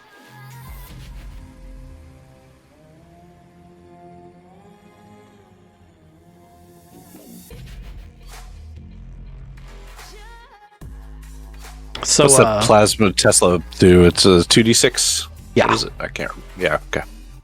it does like some kind of special stun stuff. Anyway, it's 6 damage. Does rifle deals subtle damage and stuns target. When hit, the target must make a hard con check on failure or stun for 1 round. Success means they resist the stun but still take the damage. He failed. He hits the ground. Are we still in water or this is dry? This is dry on this side. Okay. It can be next round, but I'm going to step on that guy's neck as I move towards the next one. Stella, what do you want to do during this surprise round for you? I'd like to whip out my mini gator and hold it in the other one's face. My mini gator. And Careful, that thing's lethal. Jasper's gonna have a snarl.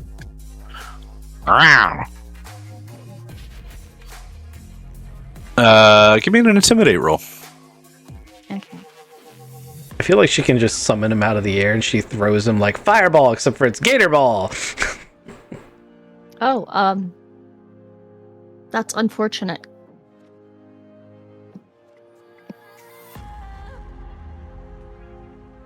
You didn't pass that? No, I didn't. My intimidate is 15, and that was a. Oh, I don't want that. Get away. He stops, but he's not afraid of you. He just looks perplexed. All right, so we're gonna go to the top of round 1. Graham. Graham steps on the one's neck. Coup de grace. I don't know in this system if that takes an action or not, but I'm assuming that it's not.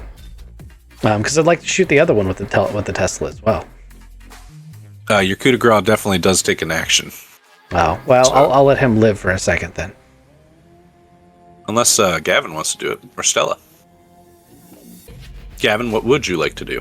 I mean, Graham goes first. I'm gonna. I'll immediately stun the other guy. That seems like the most important thing to do. Ooh, unless you fail, which I just did. So I go to pull the trigger, and maybe Zappy Gun takes a minute to recharge. Okay. Could I swing Jasper at him like a bat? Yeah.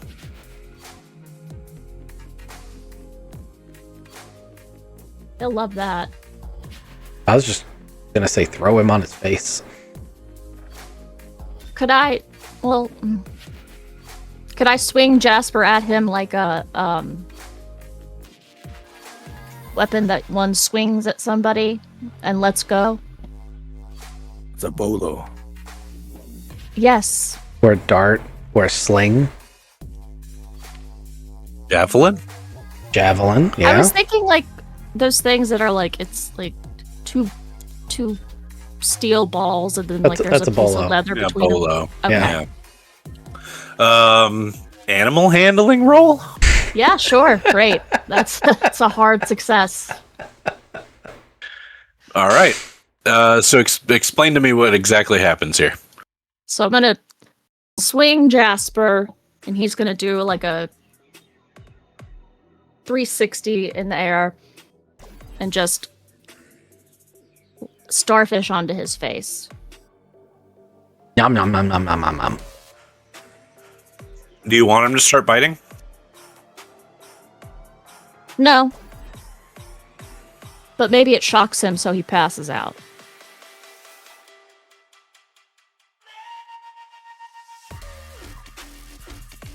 Well, he's definitely got him on his face.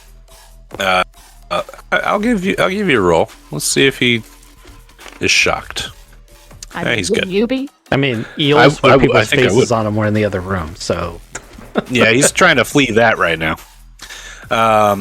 Let's go. He's got he's definitely got Jasper on his face.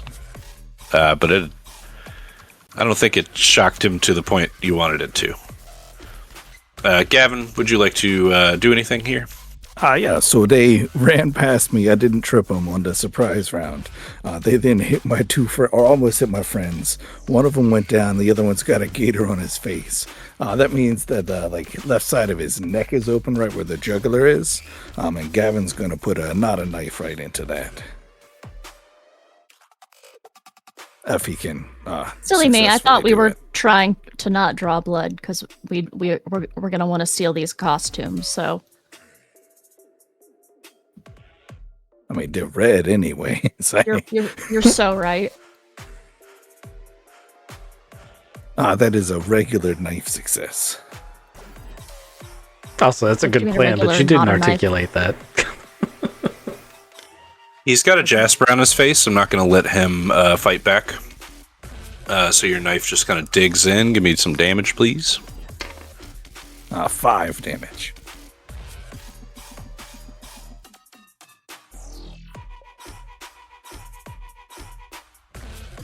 Excellent. You dig your knife in to like his collarbone area. Realize that he's not dead, but he's definitely going to not like that. Yeah, he's not liking that at all. That looks easier in the movies. He turns around. You recognize Mormont Nicobar. You've probably seen him before, but he's definitely one of the top cultists of the Cult of the Unbound. Alright, you've done some damage. First guy knocked down, not gonna get up. Second guy, now fighting Jasper, now fighting Gavin's knife sticking out of his neck. I'm going to give him one chance. One chance and only one chance. One shot. Do not miss a chance to blow. He's going to throw up his mommy's spaghetti. He got an ought 2. Okay. This is good. He's got one trick up his sleeve, and he's going to do it. So, Gavin, I need you to roll a power roll. Oh, that's not the best. Unless you roll a 17.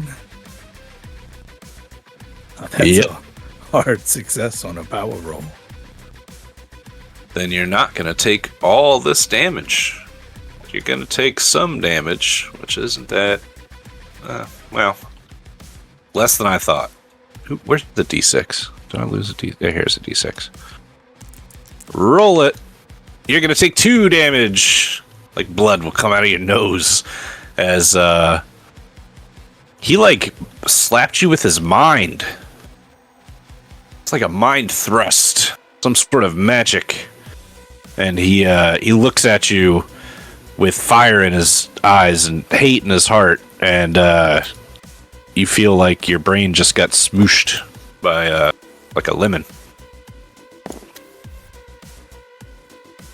I don't like that at all. That's Graham at the top of the round. I messed up on this guy's neck. The guy on the ground. Yeah. All right. That's an action. Stella, what would you like to do? I'm gonna rip off their masks and their robes. I think the one is still up. Yep, one of them is still up. Oh, I mean, I could egg rod this guy. But yeah, I think the other guy with Jasper on his face is still active.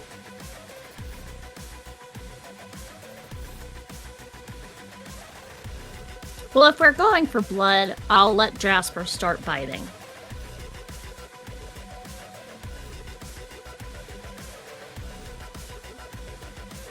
Can you roll me a D6, please? Yes.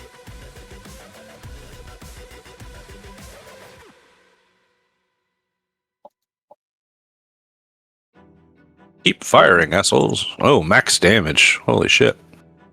Yeah, he's got some pointy teeth.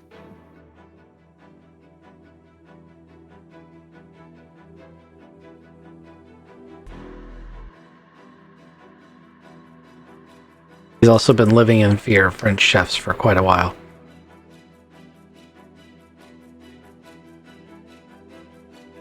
He stays up. Just barely. Gavin. Yeah.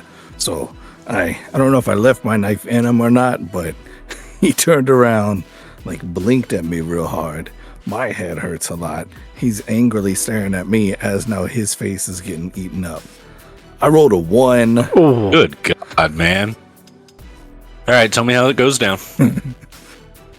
Yeah. So the gator's like real aggressive and like snatching and grabbing, and I pull him off gently because we've made peace with each other, and I pick him up. So I got a gator in one hand, knife in the other hand, and he's kind of still trying to stare at me and like do this magic thing to my head, and I just go straight across his throat, and his whole like his head just looks straight up and sprays blood everywhere, and I once he falls crumpled to the ground, toss the gator back on him.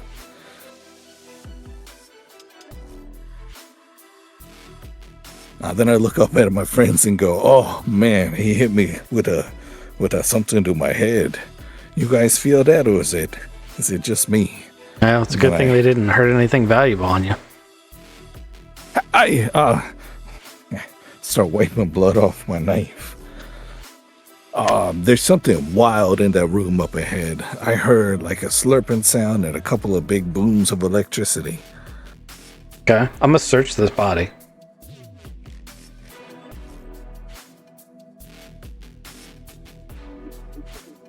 Other than the robes, this guy's got a burner phone on him. He also has some of the missing jewels from the Louvre. Okay, I take Just a all set of of those earrings. things. I suggest searching that guy too. I show the earrings. Once Jasper's done having his lunch.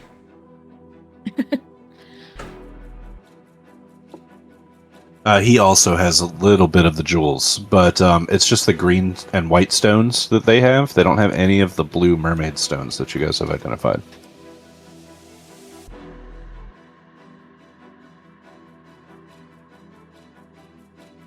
Gavin looks up at Stella and said, "Oh, you said we should use these to just kind of walk on in?" Probably would help.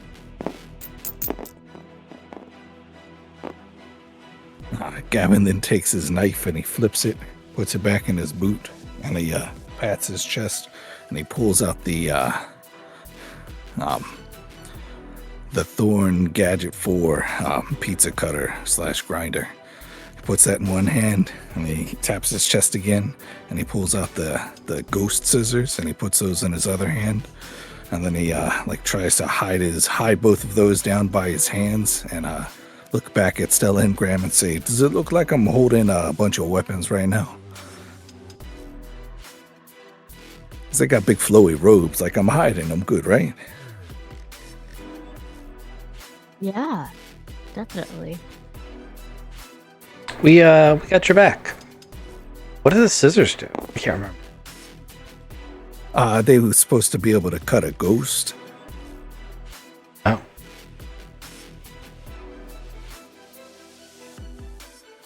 Okay.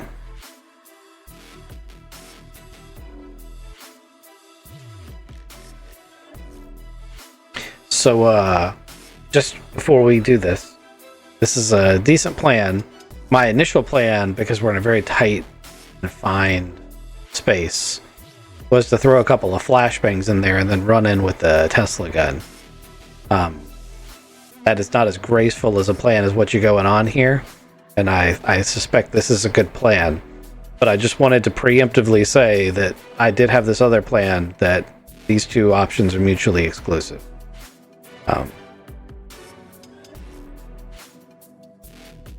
I mean, I'm ready to go either way. I could run in quick, but I could also be sneaky. Yep. I think this is a good plan.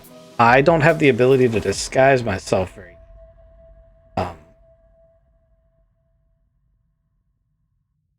I'm not much of a disguise or liar kind of guy. I can persuade someone with logic.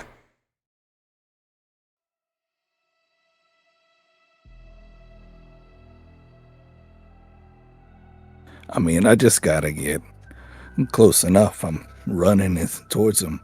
If there's a flashbang happening, there's a flashbang happening. I'm hoping the costume does most of the work for me. Well, I'm not going to throw the flashbang in while you're in there because it's like I said, it's a tight confined space. I do that. Anyone in the room is going to be under it's going to be a real bad thing if you guys are in there. That's why I said they're mutually exclusive. We can't do both. So I was just trying to establish what our objective is here. Talk through this plan a little bit. Make sure we know what we're doing.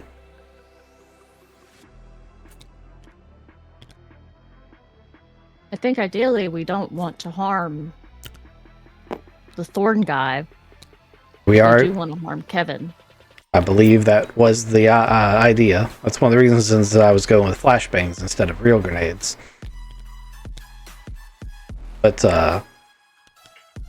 I guess what I meant is okay. Let's say you walk in there in these disguises. What is your plan? How is this going to work? There's also only 2 of these robes, so one of us is going to be hanging back. I mean, the plan is get close enough to them, see what they are. I mean, I heard their 2 voices. I don't know if I don't know what's in there. Yeah. I don't. Either way, I kind of like your plan a little bit better. Rely on flashbangs and speed instead of just walking up to him going, sorry, boss, we ran away because it was kind of scary and a slurpy sound happened. So I'll sit on the corner and we wait for the flashbang. I already put the costume on though, so I'm going to keep it on.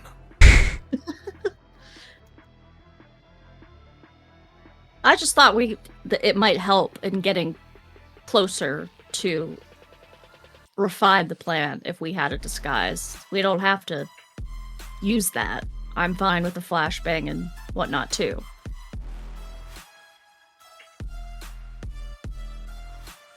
Okay. So make it to the corner, flashbang, speed, and lethality. Gavin, you're the stealthiest. Do you want to try to get as close as you can? And you're also already wearing the disguise, and then chuck these in. Just make sure that you can get around a corner. And then once the bang goes off, I'll run in with the Tesla. Yeah, I just gotta throw them in that general direction. Yeah. I mean, it's a very tight, confined space. So you definitely need to make sure you put your hands over your ears and close your eyes and be undercover when these things go off. Hands over ears, close eyes, low to the ground. Oh, you didn't say that, but that's gotta be better than nothing, right? Probably wouldn't hurt. Yeah, I was about to say, it couldn't hurt.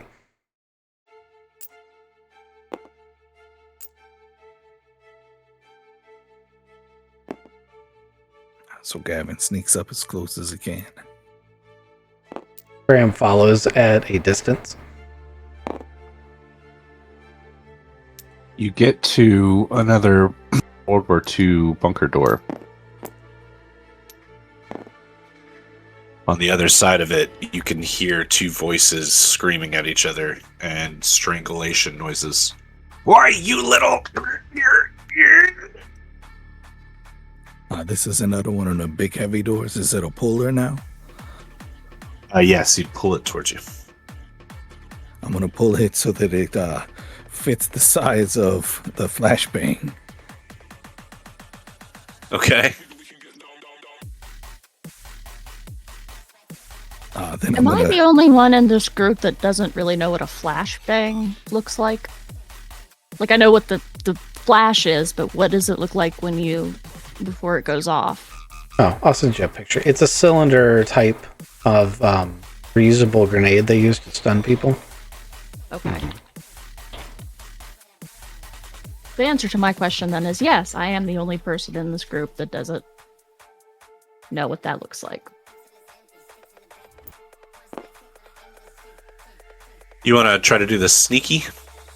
Yeah, of course. Can you give me one more stealth roll, please? 79 is close to a 69. That's a regular success. All right. And a throw. Is throw an actual thing? Throw Sure is. a thing. It is, but you don't actually have to throw it and hit them. It just has to go into the room. So do you pull this top part out and then it looks like a little hand weight? Yep. So you pull the ring out. That's the pin, and then it's armed. And when you let go of it, so you tend actually not to throw them like you would a regular grenade. You just roll them into a room. That's why they're shaped that way. But when you let go of the spoon, that's what that handle's called. It flings up. It's the thing in the movies that goes ding. It comes loose, and then 6 seconds later, that goes off with ammonium percolite and whatever the metal shavings are. It makes a really bright flash and a really loud bang, and it causes a concussive wave. And that stuns normal people for a few seconds. Yep. So I'm trying to throw this thing through my flashbang size hole in this big door, and then get myself back around that door. 63 out of 20 for my throw. Okay. It's not a fumble. You get the flashbang through the door, and you shut the door, and you hear the boom, big concussive boom. You didn't see the flash because the door is closed, right? That what you're trying to do? Yep. And then I pull the door open once that big boom goes off. And I follow him in with the Tesla. All right. Now, what do we see? Yeah. Yep. Everybody give me spot hidden rolls. Okay. I was like, and Jasper and I are also there.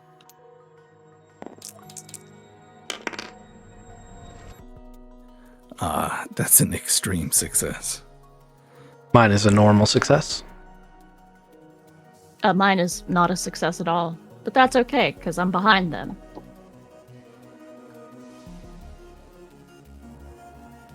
It's okay, because the next roll he's going to immediately ask for is, everybody roll sanity. Everybody This who is- saw it. Like What at we're the end of the choose- show is going to be like, maybe I need glasses. This is a World War II style bunker, and major features within are the. Yes, I'm going to need you guys to roll sanity as you guys see the Kevin Thorne monster as he is. But the other things that you guys see that passed or got hella good rolls on your spot hiddens are the soda machine. Soda machine's got some power conduits coming out of it, and it also has like this harness that is attached to one of the power conduits.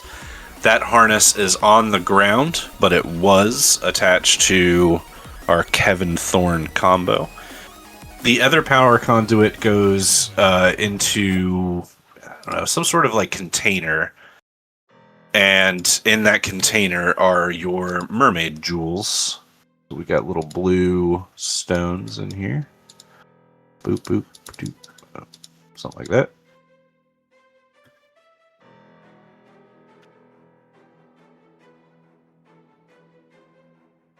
They also have a button attached to a belt wrapped around their bodies. It glows bluish purple.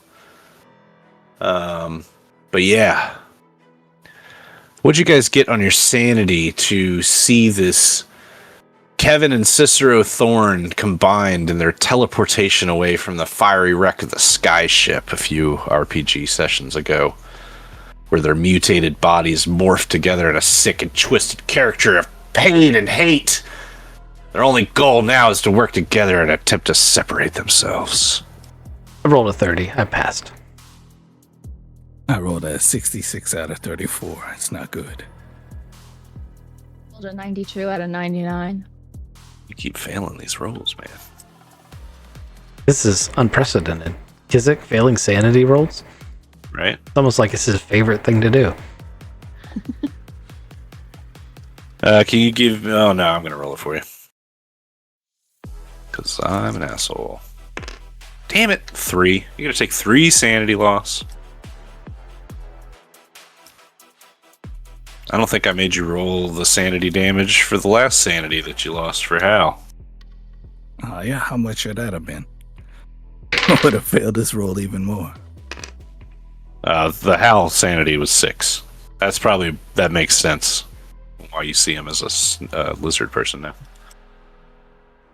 A lot of sanity really damage. missed an opportunity to not have Hal dressed as the Did you see the picture of the guy outside the Louvre with like the umbrella and the trench coat? Oh, no. Man. That would have been good, though. Hold on, I'll put it in the group chat.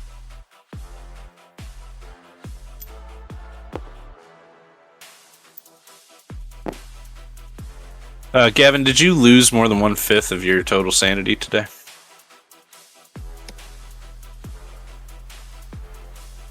Oh, it's real close. That can't be You real. You did not go through your breaking point?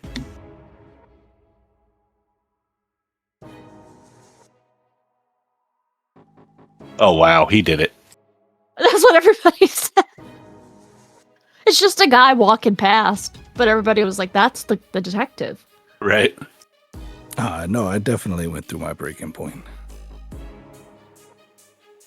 Can you roll a intelligence roll for me? And you want to fail this.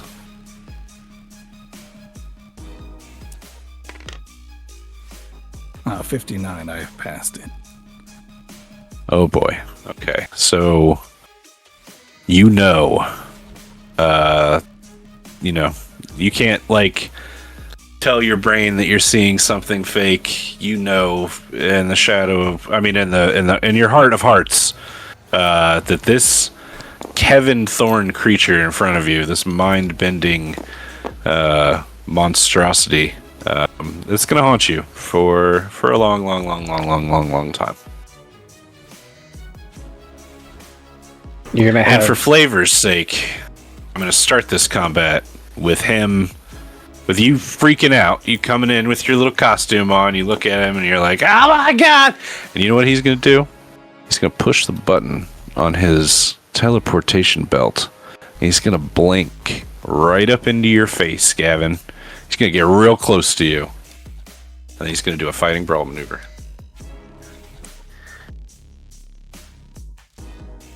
Yeah, we'll have him teleport.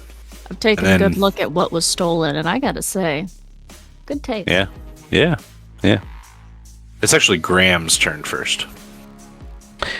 I wanted to pick a free action and speak and say, Thorn, stand down. We can fix you with the other thorns, as I pass my sanity check to see if he will stop.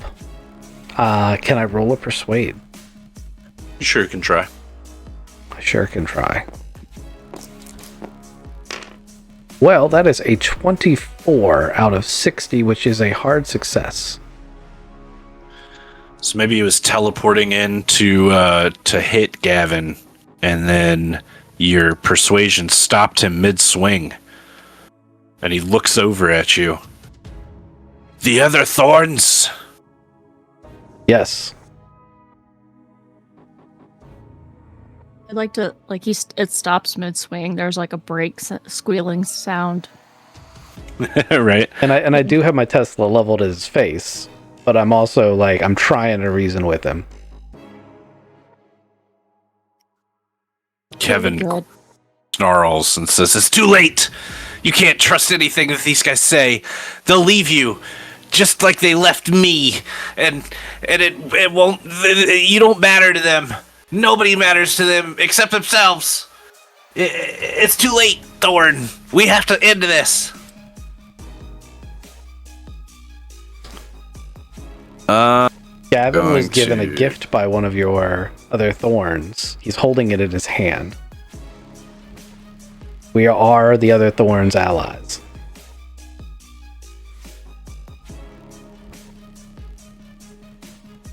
And also, shut up, Kevin. Yeah, we're gonna put you through a meat grinder.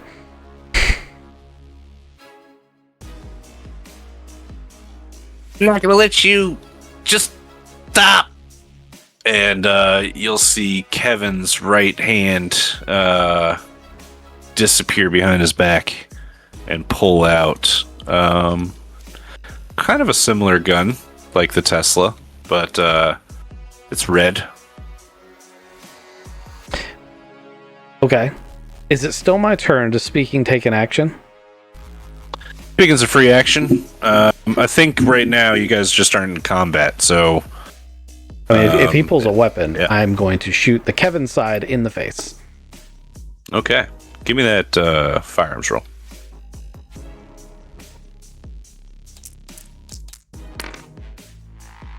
That is a hard success. Does anybody else want to do anything? I'm still completely freaking out, right? Yeah. I've got my stuff up.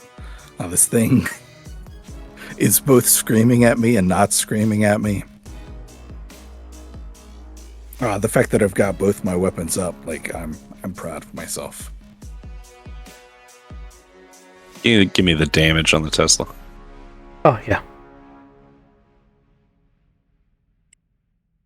I don't know if he gets his stun for just his side or if it does the whole thing. That's 9 damage from the Tesla.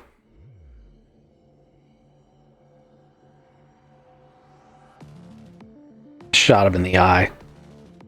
Yep. There's a mighty shriek from both heads as this electricity just courses through the body. And the thorn side of it slaps the belt again, and they teleport back. Hunkering down behind the soda machine.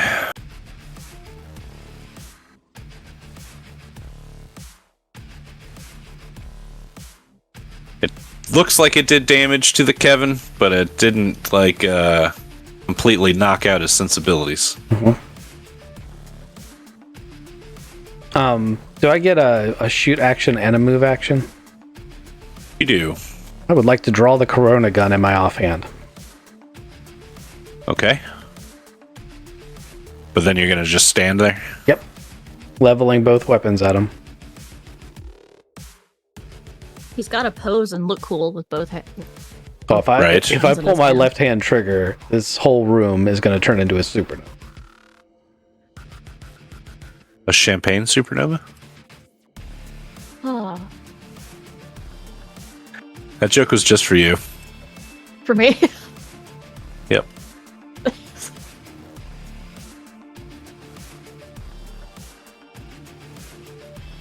Do you want to do anything, Stella? Combat's not really my forte, as we've found out. Yeah, but this is a boss fight. We gotta do things. I'd like to try to sneak around behind them. Okay. Let's get that stealth roll. I keep saying things, and then I have to go all the way to the other end of this table. Oh, yeah, I sorry. should really anticipate that better. Let me move that roller. Oh, hell yeah. Oh, hell yeah. Slam dunking it. Stella is the knight disappearing into the darkness. Wherever you want to go. I am the wind, the breeze on the back of their neck. Make sure you check that box so you can upgrade that next time. Oh, you're so right. So I moved you to behind them. That's where you wanted to be? Yes. Sweet. Gavin, you gibbering fool. And then they poof out of my existence right in front of my face. And I catch, my mind catches back up. Big scary thing with a Kevin attached to it. I've got a knife that's supposed to bifurcate things and another knife that cuts ghosts in half. I'm going to lean towards my thing that cuts things in half. I also saw a gun in my, pointed at me. So I'm going to sprint forward and I'm going to try to just cut that gun in half. Wait. Fighting brawl?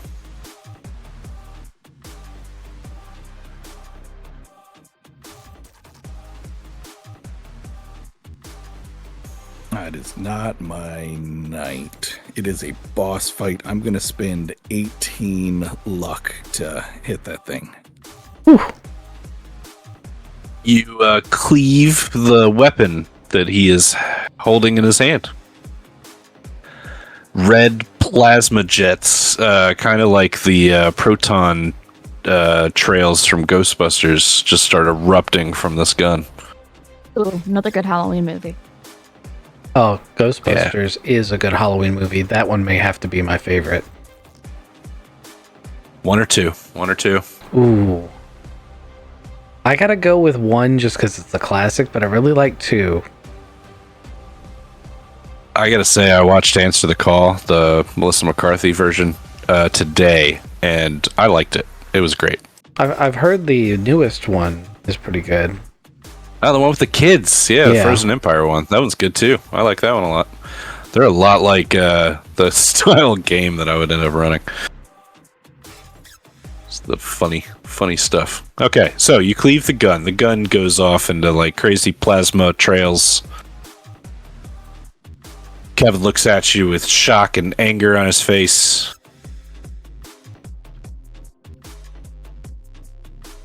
I'm still a little bit shaky because he's still really weird and really close to me. But I'm going to just get a nice defensive stance and stare at just him. Well, with his gun all cut up, he is going to... Whine like a little bitch. Right? Kevin? Do we know the same Kevin?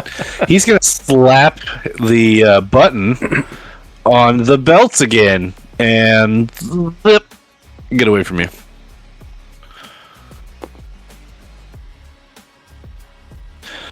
Graham's turn. These are posts. Yeah, I was thinking columns. I'm gonna get cover here. Come around the corner. I would like to take a shot at the belt mechanism with the Tesla. Firearms roll.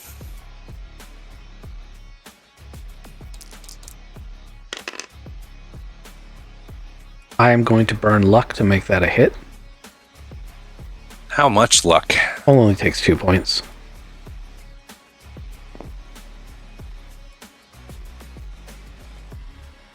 To make it a normal success or a hard success? To make it a normal success.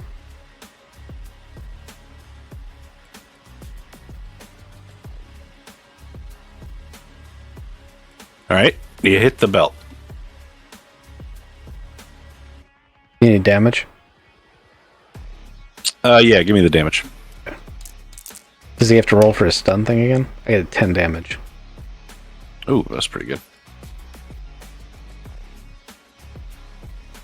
Yeah, I gotta roll to see if I go down.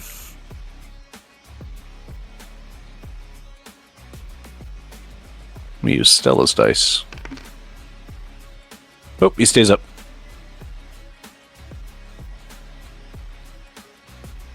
Yeah. You need to. You want to move or anything? I moved behind the column to be in cover. Okay. Stella's turn. Well, I had that really awesome stealth roll to get me all positioned to sneak up on them, and someone had to make them move.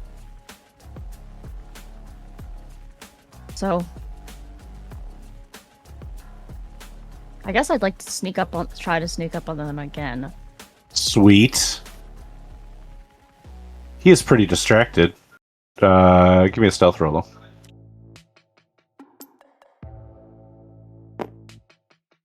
Whee!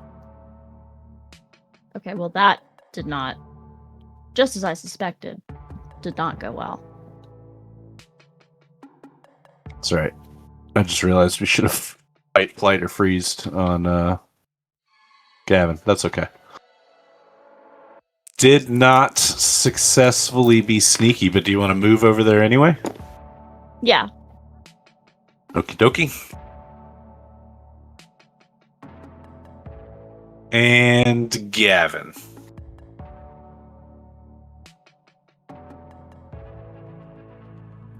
Gavin's got chainsaw part.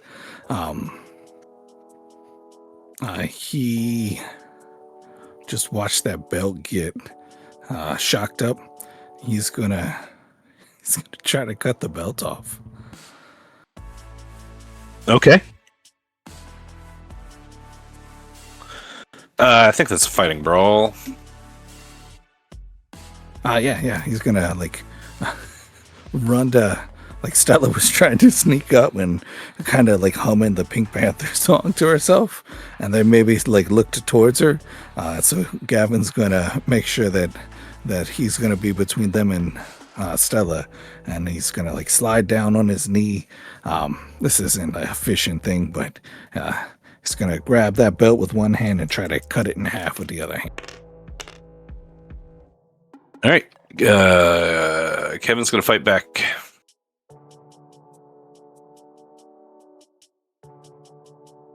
Did you succeed? I need to burn 1 luck to succeed.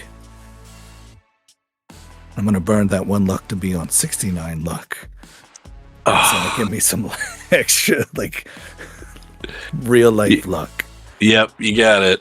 You definitely passed. And he did not successfully fight back on you to damage you. You cut the belt off of him. Yeah. And it falls to the floor. It's his turn. He's going to limp run. No. He's going to turn on Gavin, and he's going to attack Gavin. Gavin, do you want to fight back? Do you want to dodge? Yeah, I'll fight back. All right, give me a fighting brawl against his fighting brawl. You son of a bitch. What is your actual fighting brawl? Like total? I've been using knife fighting brawl because that's like what I got out on my hands. Yeah. 30 out of 77 is a hard success. I got a 24. Also out of 70. And that's just 70. So you win. Which really pisses me off. Go ahead and give me your damage. I mean, I was just fighting back. I'm going to hit him with the thing that cuts things in half. And I've never actually rolled damage for the grinder.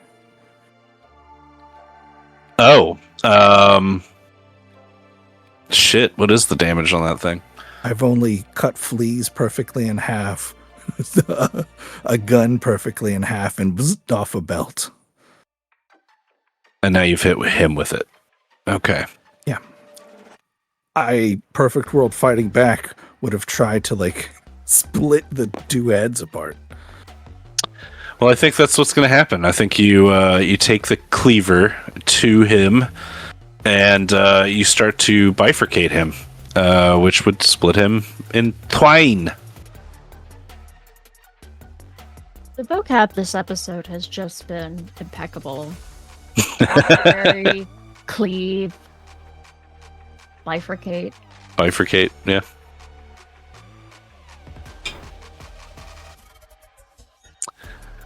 So, yeah, this being one of those crazy weapons, I don't know if we ever figured out what the damage is. I should have figured out what the damage is. But instead, I'm going to say that it starts to cut him, and he lives through it. And you make the realization that this tool could actually separate the two of them. They're not going to be happy about it afterwards. It's not like their DNA is going to be fixed by cutting them this way, but your tool will definitely separate them. So they're both like screaming in pain as I, holding this tool, get that intuition that I could just slice right here, and there are now two beings in front of me. Yeah, you could finish this cut up. It would take a little while, but you could finish it. Are they still fighting us? Yeah, they're not going to allow this to happen. Stop resisting. I'm trying to fix you, guy, man. Come on, it's just I'll cut you guys right in half. You'll be two different people. Then we'll talk to your brother and get you a cool like robot arm, right? Just hold still. Just hold Definitely still. hold still. Hold very, very still.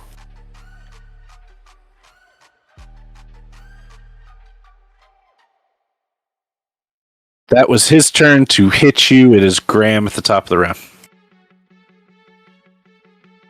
I don't want to use the Tesla again because now they're touching. But I will move closer and hold action if that's okay. Stella, what would you like to do? I deploy Jasper to bite Kevin's head Yeah. and do a gator death roll to kind of just break his neck. To just rip him off of there. Maybe. I mean, if that's what it does, or just distracts him while we do this. Okay. Okay. Animal handling, please. Ooh, that's okay. My animal handling is... Can I push this roll? Okay, so technically we can't push combat rolls. And the 100's an auto fail. Do. Yeah. It's a really good idea, though. It's a great idea. So we want to save that. Gavin. So I assume they not sitting still right now, so I'm trying to find the right and keep my line perfectly straight. You ever try to cut a toddler's hair? Yeah, normally you just gotta give them the old like what are the four clovers move? Then they kind of stay still. Why don't you just put peanut butter on the wall and let him lick it off? While you're... That wasn't peanut butter. Oh, it was dog food you were feeding toddlers. Yeah. Dog food. You mix in that peanut butter.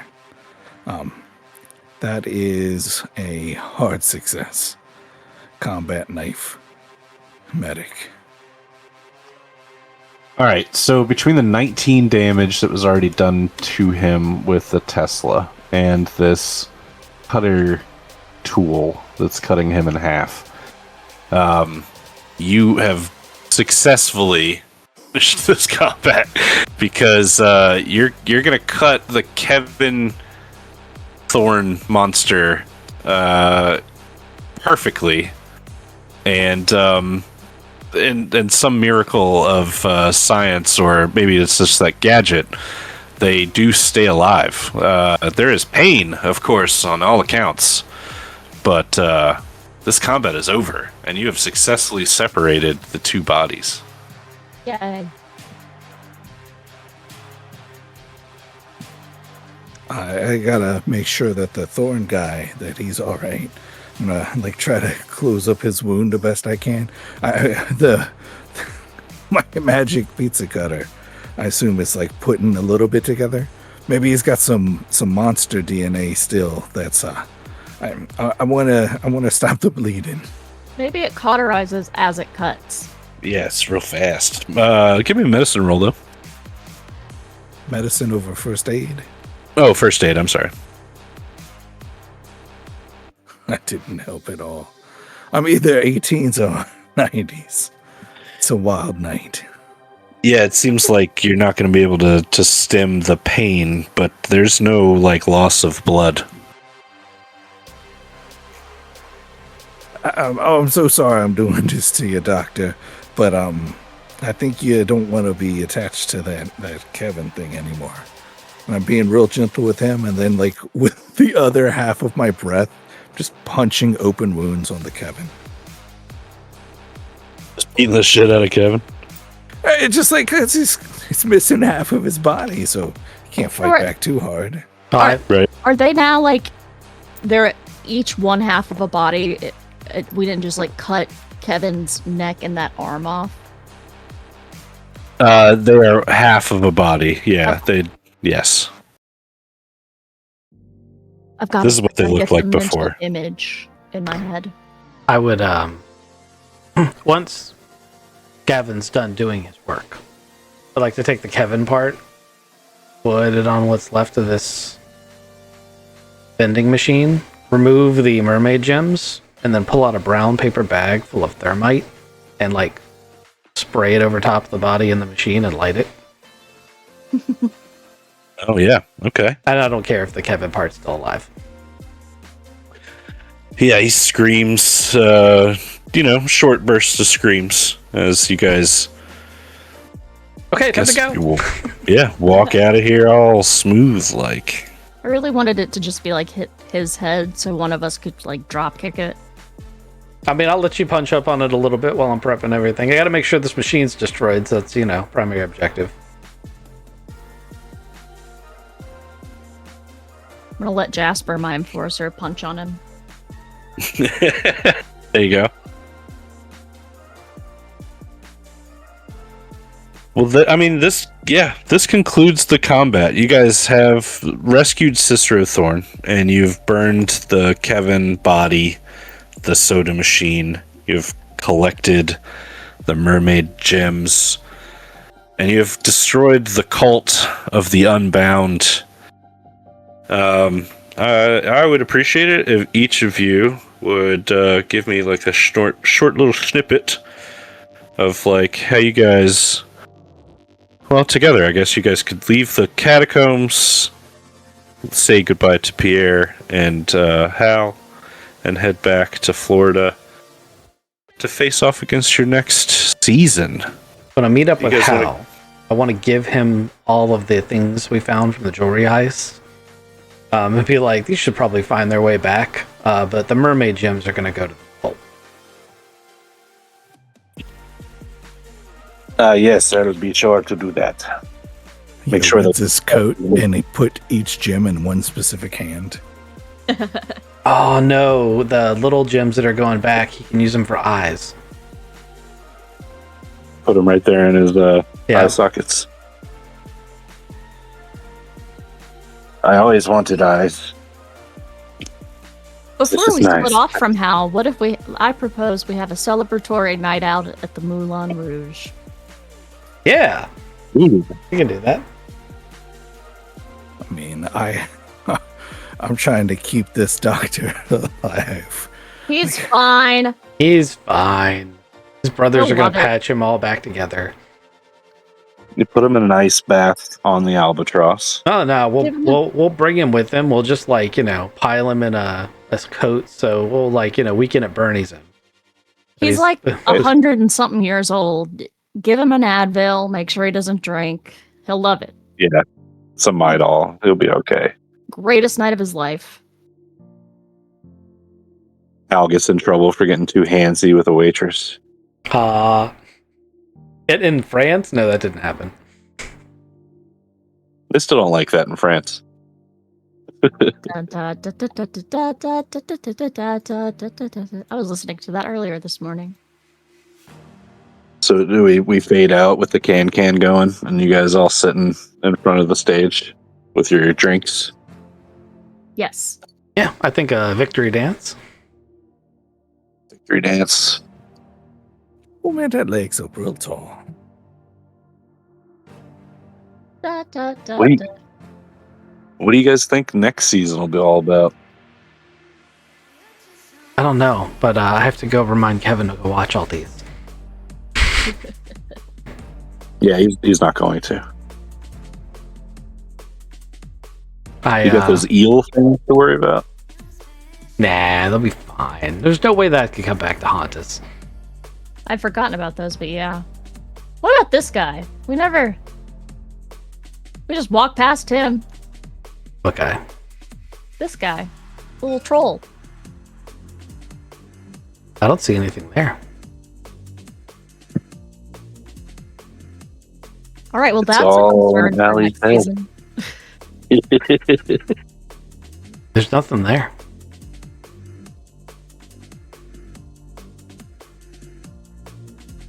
Isaac, do you see it? Yeah, I'm making it attack. Oh, okay. Oh. I guess he was just stuck on the table.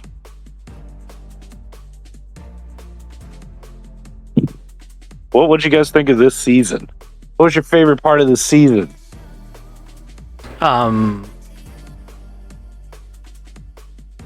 Traveling. Corona gun. Although I still think the episode where we like parachuted out of the New York skyscraper as a way like that was probably my favorite episode. That's pretty epic, yeah. Yeah. That's pretty epic. I really like the band scenes. The band scenes were pretty good. I learned about a pisco sour. Yeah. That it doesn't contain fish? Hey man, Gavin's just gonna learn all of the words for fish. I can speak 5 languages, but only to order fish. Well, Forgot about the servitors. Oh yeah. Any final messages before I turn the stream off? just thank you. Thank you, everybody. Thank you for making it this far. Really appreciate you guys. Indeed. And if you're following along on the YouTubes, we're probably like halfway through the next season by the time this makes it up on there. And I apologize for that, but that's just part of the process. And we'll see you for whatever the next time brings. Yeah.